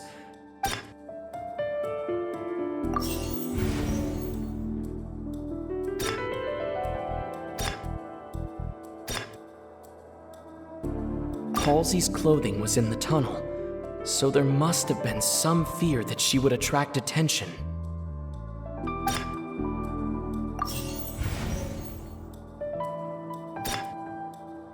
It would have been tough for both people to fit into that vent. They would likely have bumped into Linny as well.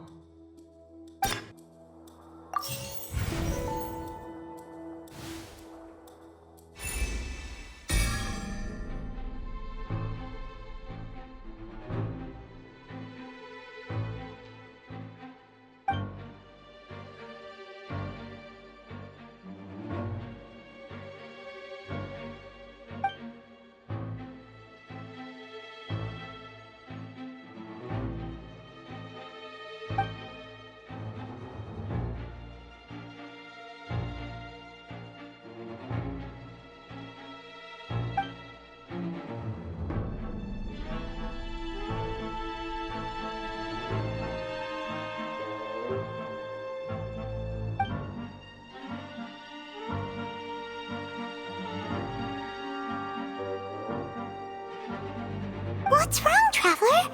Are you still having trouble figuring things out?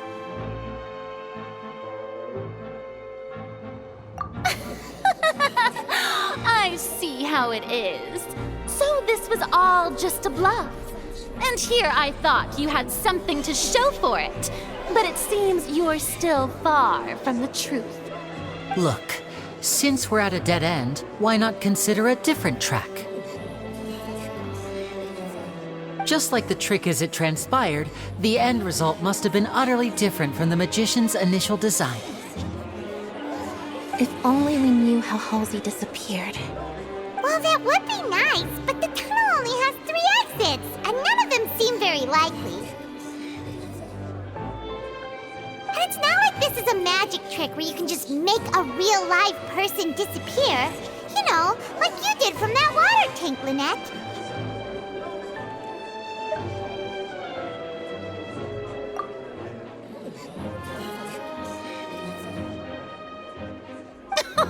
Excuse my interruption, dear opponents, but do you not see that the crowd is growing impatient?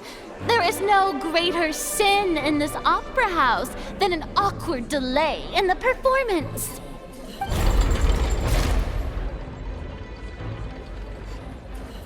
If the defense is unable to make further effective arguments, we will move on to the next stage of the trial.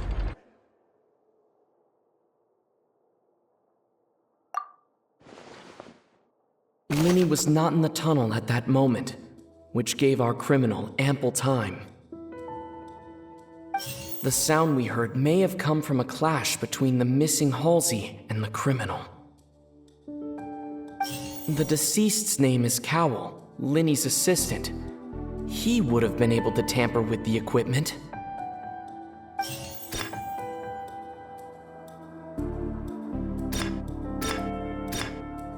The vase was not broken by chance. It was used to cover important evidence. The water.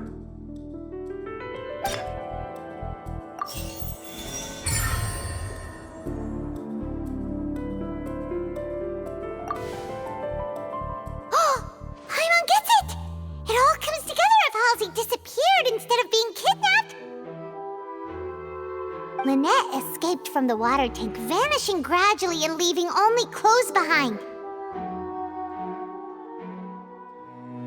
If there's a similar method where a person could be transformed into water... Just a moment, please. I do hope you know how preposterous you sound at the moment. How could a person ever be transformed into water? This is reality we're talking about here, not some magic trick.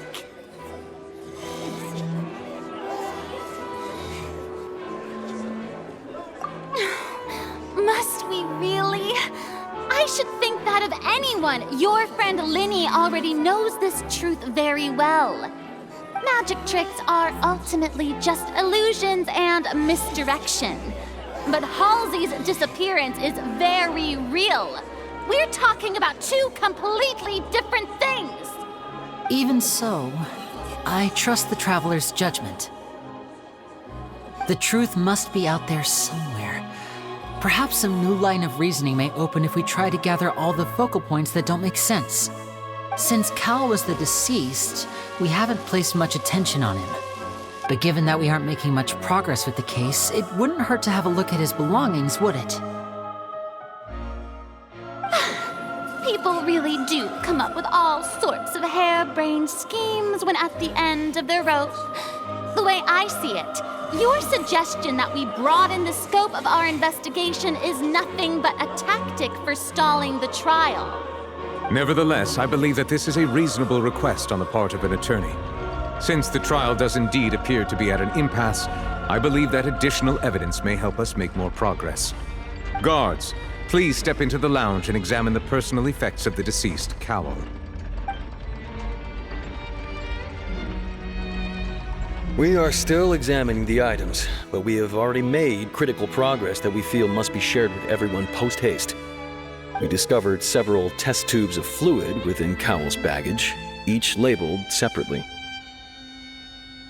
The notebook in his backpack claims that these fluids are... water from the Primordial Sea. The Primordial Sea? The note's contents also indicate that Cowell belonged to an organization that sells illegal drugs and that he had an accomplice. The notebook has many entries concerning safe usage of these fluids, in which the keyword dissolve appears many times. One of these tubes was labeled Opera Epiclese, along with yesterday's date. It is empty.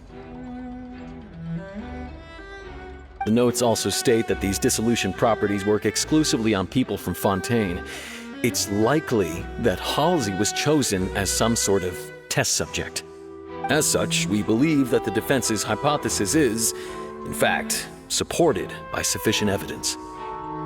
You've got to be kidding! People dissolving into water? Could something so ridiculous actually be true? Wait a moment. This reminds me of a certain prophecy, but it's just a coincidence, isn't it? Huh.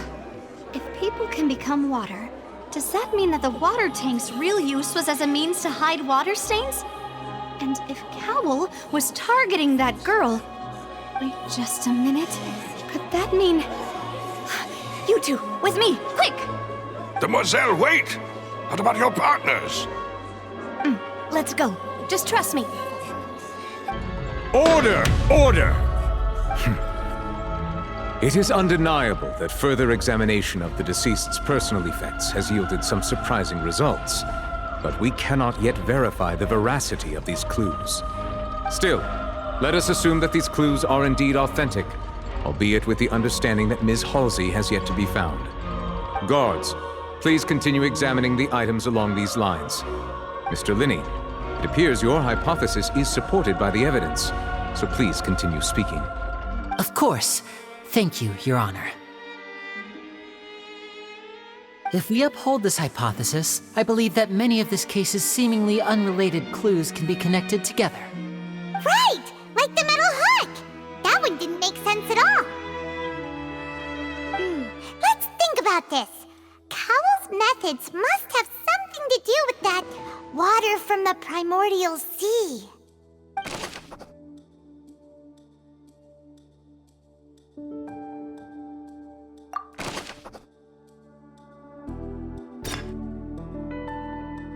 The deceased's name is Cowell, Linny's assistant. He would have been able to tamper with the equipment.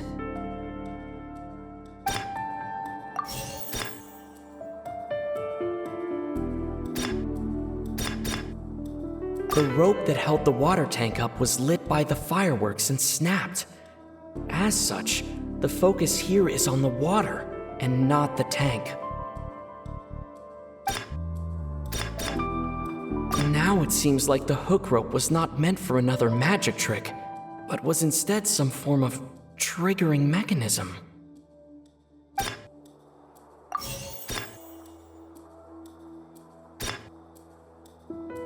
The water from the primordial sea should already have been prepped before Halsey entered the magic box.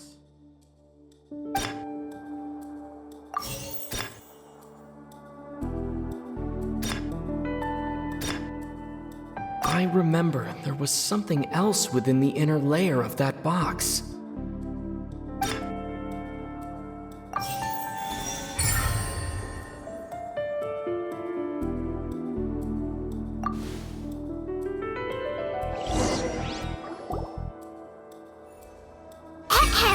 It's Ace Detective Paimon's time to shine again! In the original plan, Cowell would tamper with the water tank rope and the number selector securing his target. When the magic box containing Halsey was lowered, the metal hook would retract gradually and pierce the balloon at the top of the box. When the balloon attached to the box popped, the water from the primordial seed inside it would pour down and dissolve Halsey.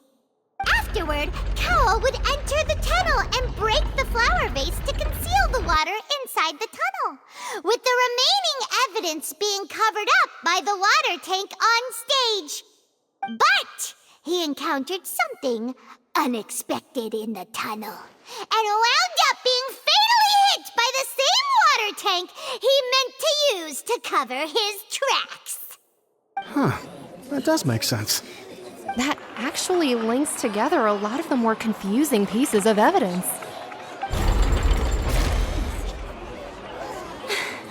Oh dear, what do I do?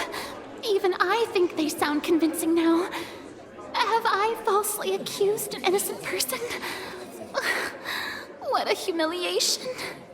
Now, it seems like the only point of contention remaining is the exact circumstances that led to Cal's death. His notes mentioned he had an accomplice who could be related to the situation. On that note, the guards have just contacted me indicating that they uncovered new evidence. I shall now invite him on stage to share it with us. Thank you, Your Honor.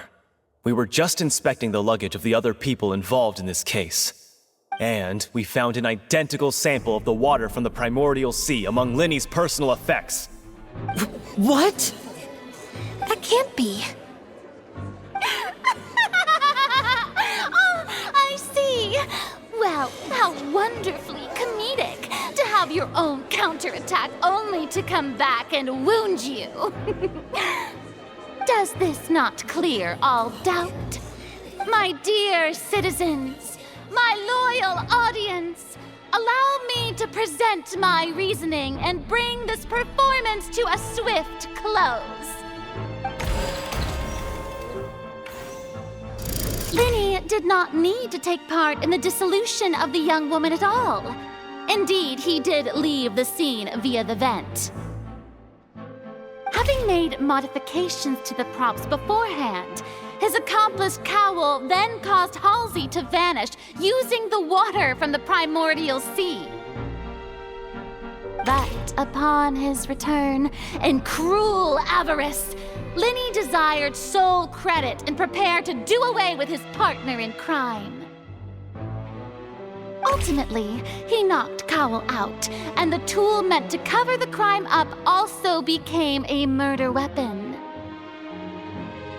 Now, as much as I regret having come to such a viciously straightforward conclusion, it does seem that the famed Fatui is quite the cold-blooded and ruthless organization. Am I right, Mr. Linny? We've used up all the evidence we collected. There's no way for us to make a rebuttal here. Is this the end of the road?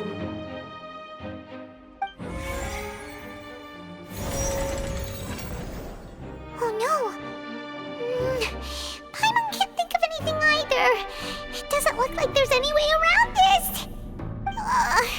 Seems using the water as new evidence was too good a move. Why did this have to happen now? I think we've all seen enough now, and we have ample witnesses to my flawless reasoning. I believe this is indeed the finale.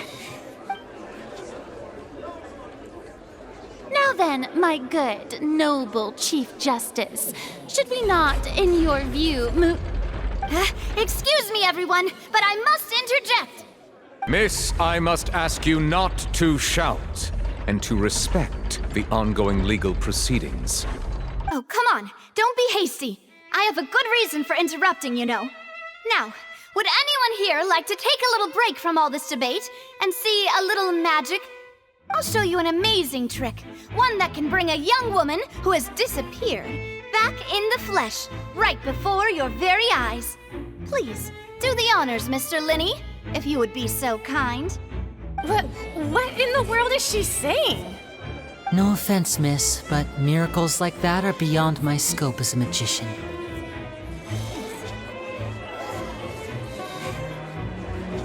Come on now, don't be silly. Magic is all about misdirection, isn't it? It often conceals the truth while presenting a fascinating illusion. But once everyone believes the illusion, can't magic reveal the truth to them once again? And wouldn't such a trick be the most marvelous finale to today's performance? Come on, Linny and Lynette, give it another go. Don't worry, Spina di Rosula has made the necessary arrangements on your behalf. But as the magic makers and stars of the show, I think I should leave the final performance to you. I understand.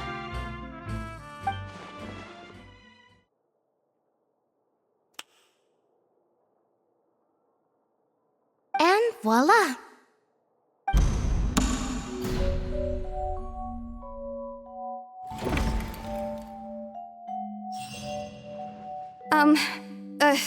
Sorry for the interruption. Wait, isn't that Halsey? So the whole thing about people dissolving wasn't true after all? To be clear, I'm only here because this person told me that if I testified, the merit of doing so would lessen my sentence. I was hiding outside this room listening to the proceedings because I was afraid that I would be the one put on trial. I was just feeling happy that no one had noticed me, and then before I knew it, she caught me. That'll teach you to underestimate us three. Where should I begin? I'm sorry. I'm the one who killed Cowell, I admit it. What? Why? Firstly, my name isn't Halsey. It's Lillian, and I'm originally from Mondstadt. I heard that Linny's show was gonna be a real thriller, but I missed the chance to buy a ticket, so I stole one. That's how I make a living. I steal stuff here and there. And I'd never been caught before. But I was noticed at the harbor a few days ago, and I barely got away. Linny was the one who caught me in the act. Hey, no wonder you look familiar. So you were the thief! Linny even mentioned that you were pretty skilled. Well, and I thought that would have been the end of it, but then the number selector chose me. He even mentioned the Fortress of Meripede. That's a prison, isn't it? So you can imagine how shocked I was. I thought he was on to me for sure.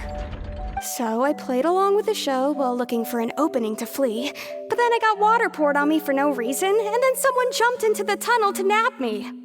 I wasn't going to take that lying down, so I knocked him out and stuffed him into the box. There was nowhere to run from there, though, so I had to change my clothes and hide in a box containing performance costumes. I slipped out after the first guard arrived at the scene and continued hiding inside the opera house. Can a person even hide in there?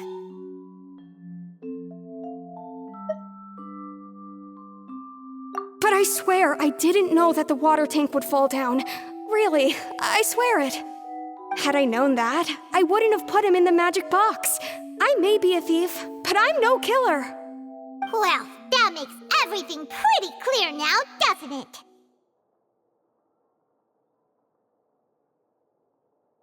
This time, we need to tell the entire story from Lily-Ann's perspective.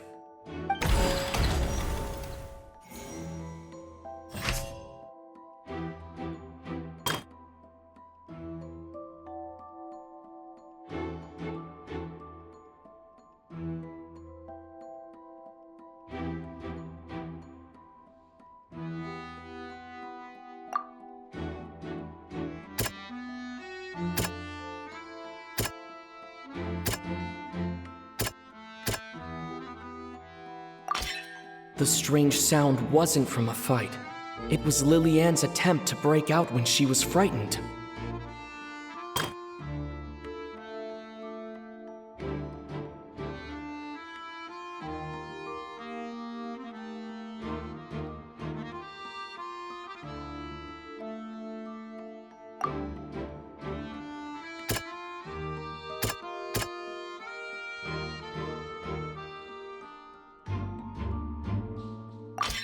The flower vase was not broken to cover anything up, but it was smashed during the struggle between Lily-Ann and Cowell.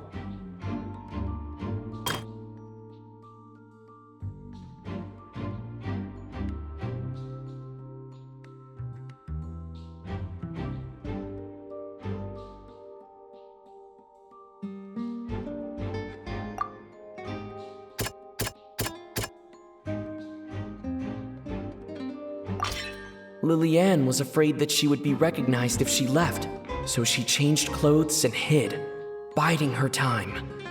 Just what one might expect of an experienced thief. And it's Ace Detective Paimon time! Having been selected out of the blue, Lily-Ann panicked. Her panic only intensified after she entered the tunnel and had water poured on her head.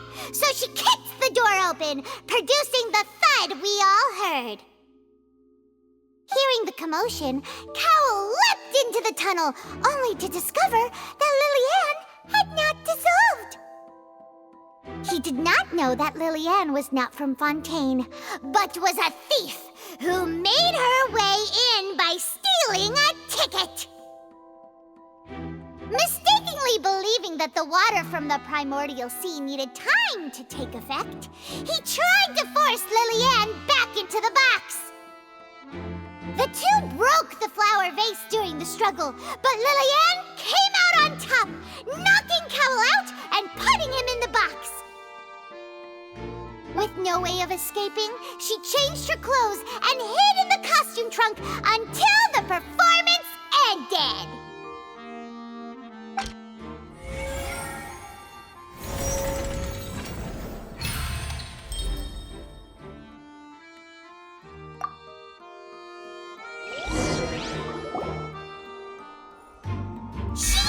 that she would have to go through guard inspection if she tried to leave afterward. So, she has been trapped in the Opera House these last 2 days. She had already become desperately hungry by the time we were chatting over macarons. So, she swiped 2 of them right under our noses. Talk about a sneaky thief. At this point, all the events that happened in the tunnel have now come to light. Ah, so that's the whole story. Bravo! Bravo! Now then, Lady Farina, do you wish to speak against the defense's statements? Please answer the question, Lady Farina. Also, if I may add, the trial has not yet ended. As such, I request that the prosecution not leave the room before the proceedings have concluded. What, are you reading my mind now? No, I have no further arguments. I admit defeat. But really, could you at least have left me with some dignity? Wow, look at that! She's like a deflated balloon now. If there are no objections, then as the Chief Justice of Fontaine, I shall once again repeat the full sequence of events. The actual perpetrator of the serial disappearances, Cowell, selected his next victim from the audience reservation list. With some modifications to the selector, he could ensure that the pre-selected young woman would be chosen. To cover up any evidence while committing the deed, Cowell thought of allowing the water tank to fall, which would conceal the water left behind after the young woman was dissolved. He also tampered with the rope suspending the water tank, using the fireworks at the end of the performance to cause the tank to drop and hide the watermarks. He poured the water from the primordial sea into a balloon during the preparation of the magic box and stuck it to the box's lid. Finally, he passed the prepared hook on a rope through the gap in the magic box's door when bringing the young woman to said box. When the magic trick officially began, the box containing the woman was lowered into the tunnel, tightening the hook rope and bursting the balloon containing the water. If all had gone to plan, the young woman would be dissolved at this time. However, Liliane was not from Fontaine and thus fled the box with a loud noise. Realizing that there was trouble, Cowell entered the tunnel and met Liliane. Thinking that the waters had not yet taken effect, he decided to proceed. However, his opponent was more capable than he thought, and he was overcome, knocked unconscious, and placed into the magic box, and thus became his own final victim. Liliane, according to her own statements, then changed clothes and hid until the performance ended, before hiding in other parts of the opera house. As for Linny, he was in the underground structures within the opera house, and was thus ignorant of these happenings. From this reconstruction of events, we can conclude that Linny, the accused, is in fact innocent.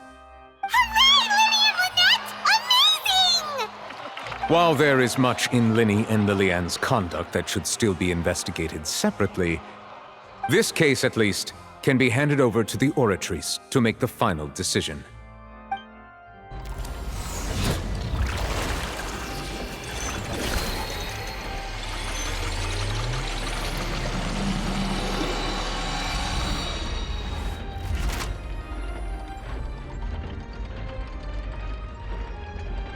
As such, Linny and Lynette are officially declared not guilty.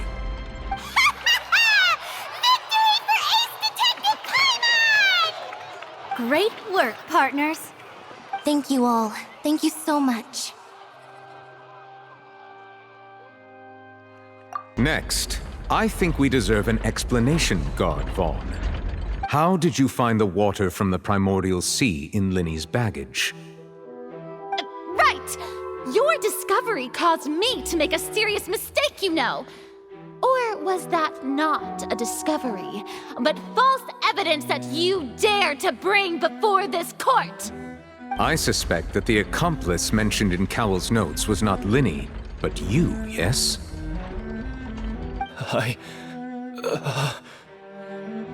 I'm sure you know what you must do to lessen your sentence. Speak quickly! Unless you you want to earn yourself a one-way ticket to Coupon Town. I was just following orders. We were supposed to place blame for the serial disappearances onto Linny, and thus cause suspicion to fall on the Fatui. The higher-ups said this was the best opportunity to do so. And now that your plan has fallen through, and the secrets of the water have been revealed, you have become a liability to said higher-ups, yes? Therefore, you would be wise to tell everything you know, and seek the protection of the guards. Yes, I'll tell you everything I know. Our boss discovered that the water can cause people to dissolve. It can also be made into a potion, which when extremely diluted, can cause people to experience unforgettable exhilaration. We've been in this business for a while now, and have made decent mora off it. The disappearances were also the boss's idea. I mean, this is the boss we're talking about.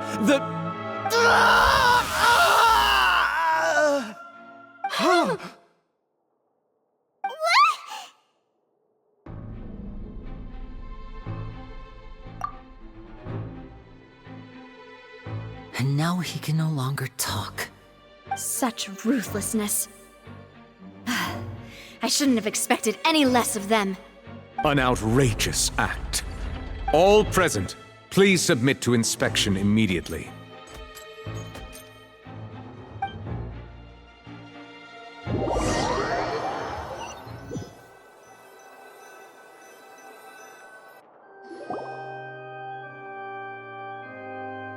So, we're just going back now?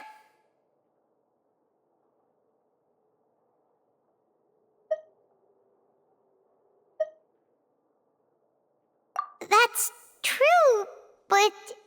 Traveler, Paimon! Please wait. Lenny... I know you may not want to speak to me right now. Maybe you don't even want to look at me. But still, let me thank you again for defending me to the end, even after you learned that I'm a member of the Fatui.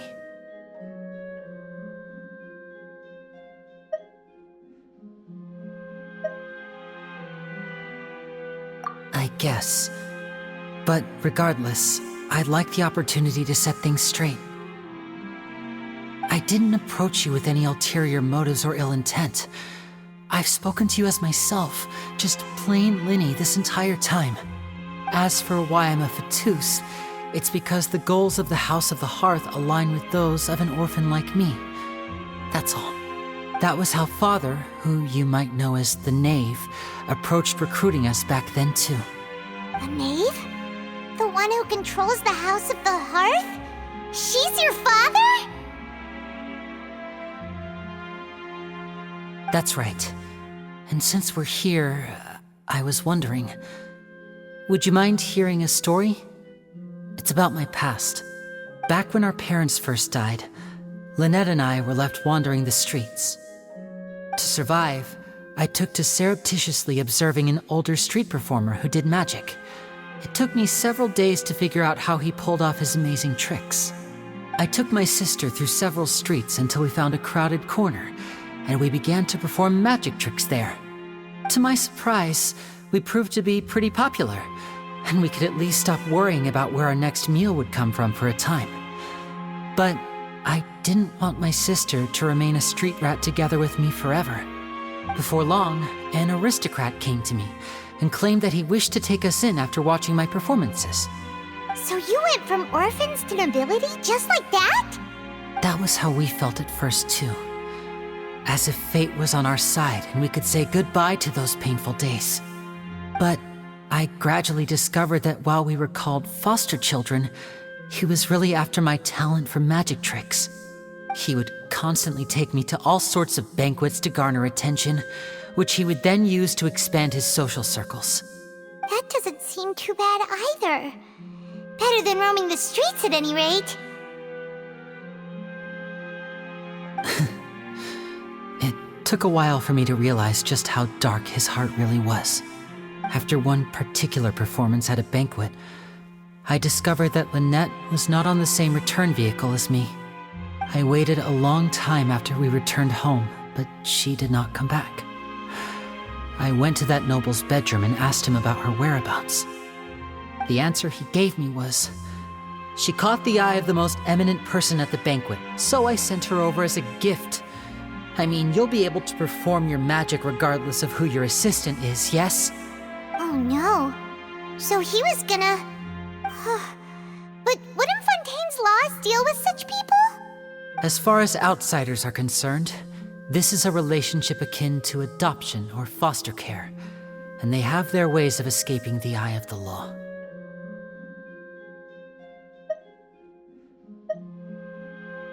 I managed to ferret out the location of the mansion of that so-called eminent person and hurried through the night.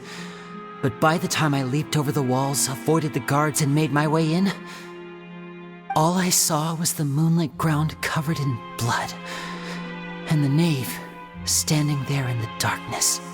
So, she'd already taken care of that guy.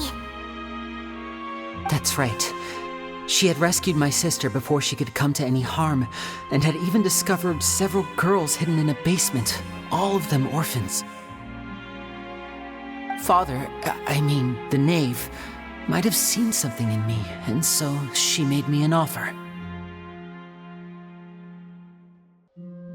The House of the Hearth welcomes you, for your interests align with ours. Here, none will ever betray you. Indeed, betrayal shall never be permitted here. I was hesitant to trust her. I mean, I had just been betrayed by nobles. But she was also quick to destroy the noble who had taken us in at first, giving us back our freedom. Oh, so that's how the two of you joined the House of the Hearth.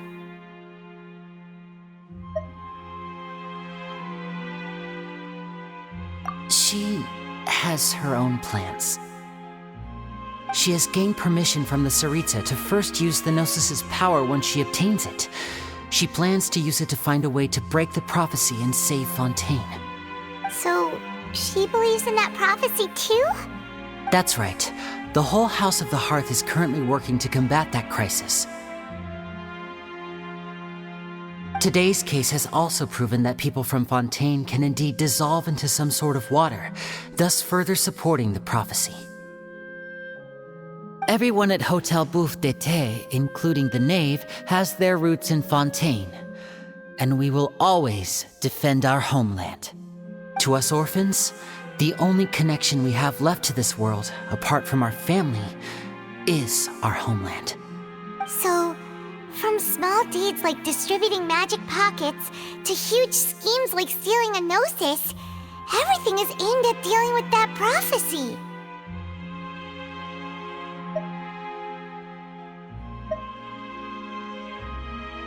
It's all right.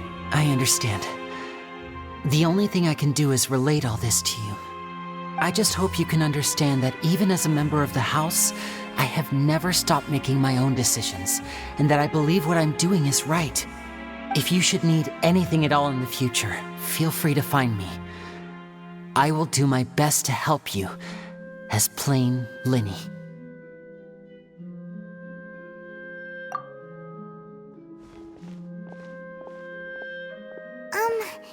Bye, Linny!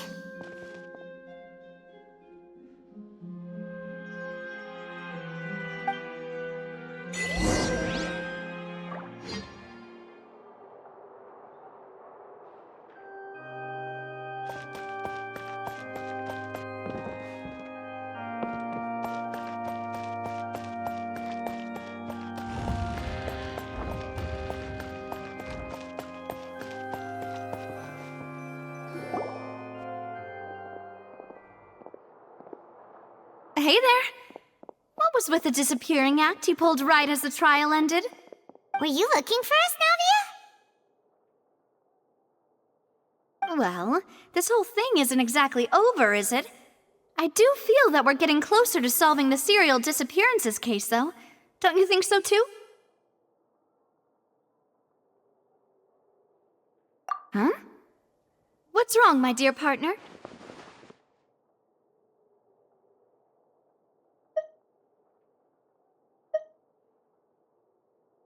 Besides, are you sure we're the ones who can crack a case that's been cold for decades now? And given that there's new evidence from the trial, there should be a trail of the breadcrumbs for the Hydro Archon's people to follow now, right? Ah. I see. Well, I won't lie. I'm a little shocked to hear that from you. But I suppose you are just travelers who have only arrived in Fontaine after all. Sorry. I might have been too presumptuous.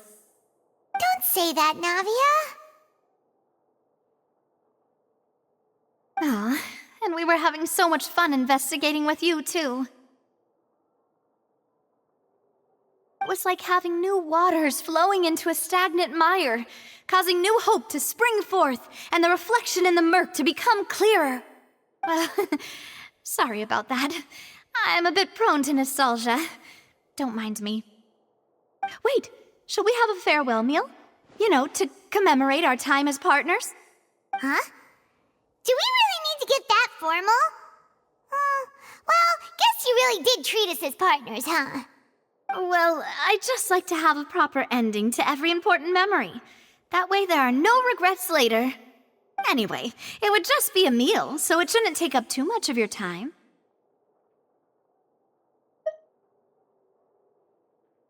You don't have to twist Paimon's arm. If Boss Navia's treating, count Paimon in! Oh, wonderful! In that case, why don't we return to the court of Fontaine and head to the Hotel de Boer? I believe we'll make it just in time for dinner. All right then, let's have our farewell meal!